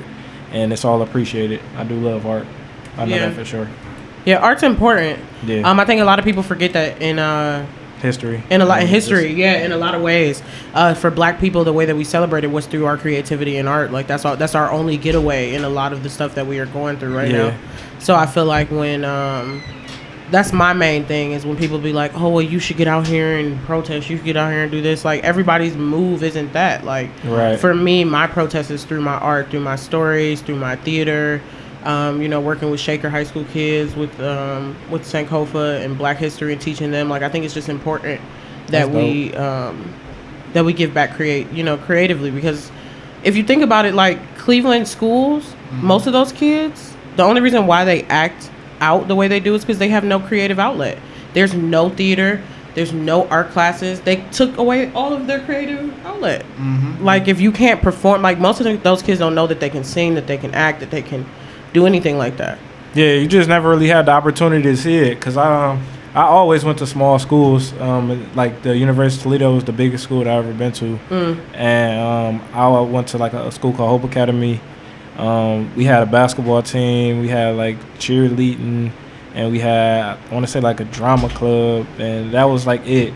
So I never, I never had a football team at any of my schools until I went to college. And so I don't know, I could be real good at football, I just never knew. I just never was able to see. Never got the opportunity to experience, or at least tried, or it just wasn't even right there readily available. Just be like, I can do this, or it's just something I like to do, because it never really came up on my own. You know what I mean? It was never really right there for me to get. It's just like, you go to a bigger school like in Garfield, the middle school. I'm pretty sure they got like the football teams and everything like that, volleyball, like all that, baseball team, all of that. Like I had none of those, at any of my schools until I went to college. I was able to experience it, luckily, because I left Shaker. I went to Shaker. I experienced some in Shaker. Okay. They were haters, but you know what I'm saying? You can still experience it. No. And then I actually left my junior year and moved to California. I moved to San Diego, California. I finished high school out there. And going there and being in, like, I was in theater and speech and singing and all that stuff. Okay. It's a different vibe. They really do pump you up. They really are like, oh my God, you have a gift. Like, people are just way more open to acknowledging the gifts that you have. Right. Here, it's really just like people are like, oh. I don't even want to tell them they're good at something, because they're going to take off before me. That's true. It's sad. It's not, like, I feel bad sometimes, because I feel like if people were more open, this city could just kind of like just take off. Right. We just especially with as many Black people are here. Yeah. We could really just turn this place around, but it's just everybody's mindset. I always say, people laugh at me, because I'm like, these niggas don't want to be free. Like, that's literally, I got that from Nikki Giovanni. Look her up. Okay. She's like one of my favorite people ever. But she wrote in one of her excerpts that, like, niggas just literally don't want to be free. And I'm not, especially as a mother, and I resonated with her well, because I'm a mom of 2. Okay. And it's like I'm not gonna risk, because risking my life means risking my children's life. I'm not gonna do it for people that aren't even willing to risk their own for freedom. And it's as simple as breaking our minds right now. You know, it's not even chains anymore. We already did the chains. The chains are kind of on our minds now. Yeah. So like, it sucks though, but that's why I said I'd move creatively, because it's like, okay, I can build generational legacy and wealth for my own, my own family, and then for people in the hood too. That's why we want to keep these kind of in. That's dope. I like the podcast idea, because it brings the dialogue back up, continues it, and it just keep reminding you it's easy to get lost and not remember, or keep the energy going, keep the energy strong, keep that positive mindset, because it's the ups and downs of life. It is. So always just hearing the dialogue, hearing everybody else's story, and getting that inspiration, it'll uplift you. That's facts. Speaking of energy, mine is low right now. You was like, I'm out of here right now. Yeah. I am fried. I am done for. Yeah. That's the way. Hey, I'm that's sweating the way like a motherfucker. Yeah. I ain't even had no idea about what the thing was behind it. Just hearing you speak about it, it just piece everything together. Just the event. I just got invited to it at the last minute, and it was a dope event. To help everybody get opportunity to network and speak and create a dialogue and network. Yeah, it just that's was a all real in dope all. thing. Me and Jerome actually did a Castle the Regular. Me and Jerome, we actually did a event back in 2017 that I was doing after I got done with Ohio Media School, and I had threw this like vibe event, and I invited a lot of people that showed up today. Right. Were invited. But we just had this like good time, this good vibe thing, and we just stopped, and we realized like we should have never stopped. But everything happens for a reason. Yeah, for sure. But we came back to this, and now we're just like, okay, well, it's like it was meant to come back to this, because now we have 4 more of them planned all the way up until October. That's dope. That's dope, and they're gonna be even more successful because you got them planned out. When you step into purpose. Everything falls into place. Okay. Literally, like it's really this season right now, just for everyone. I'm speaking generally, people who are watching this video, if you align, you will catch it. Right now is a time of momentum. Okay. Whatever you're doing, whether it's music, whether it's podcast, whether it's whatever your venture is. Okay. It's a time of momentum and abundance. Okay. And if you grasp onto that, and you align with it, and you know it, and you believe it, and you're patient with it, you're going to just see everything that you've been asking for the last however long you've been asking just fall into place. Right. So like that's what Jerome and I were able to realize, and we just feel like that's how we're able to do this, because that's why I say when things come from love and from the heart and from just genuine places, like it's bound to fall in place. We didn't do this for any money. We didn't do, we charged because we cooked, or things like that. But we didn't do this to try to make money or to try to gain anything. We just really did this because we're like, people are complaining about not having opportunity. Let's create it.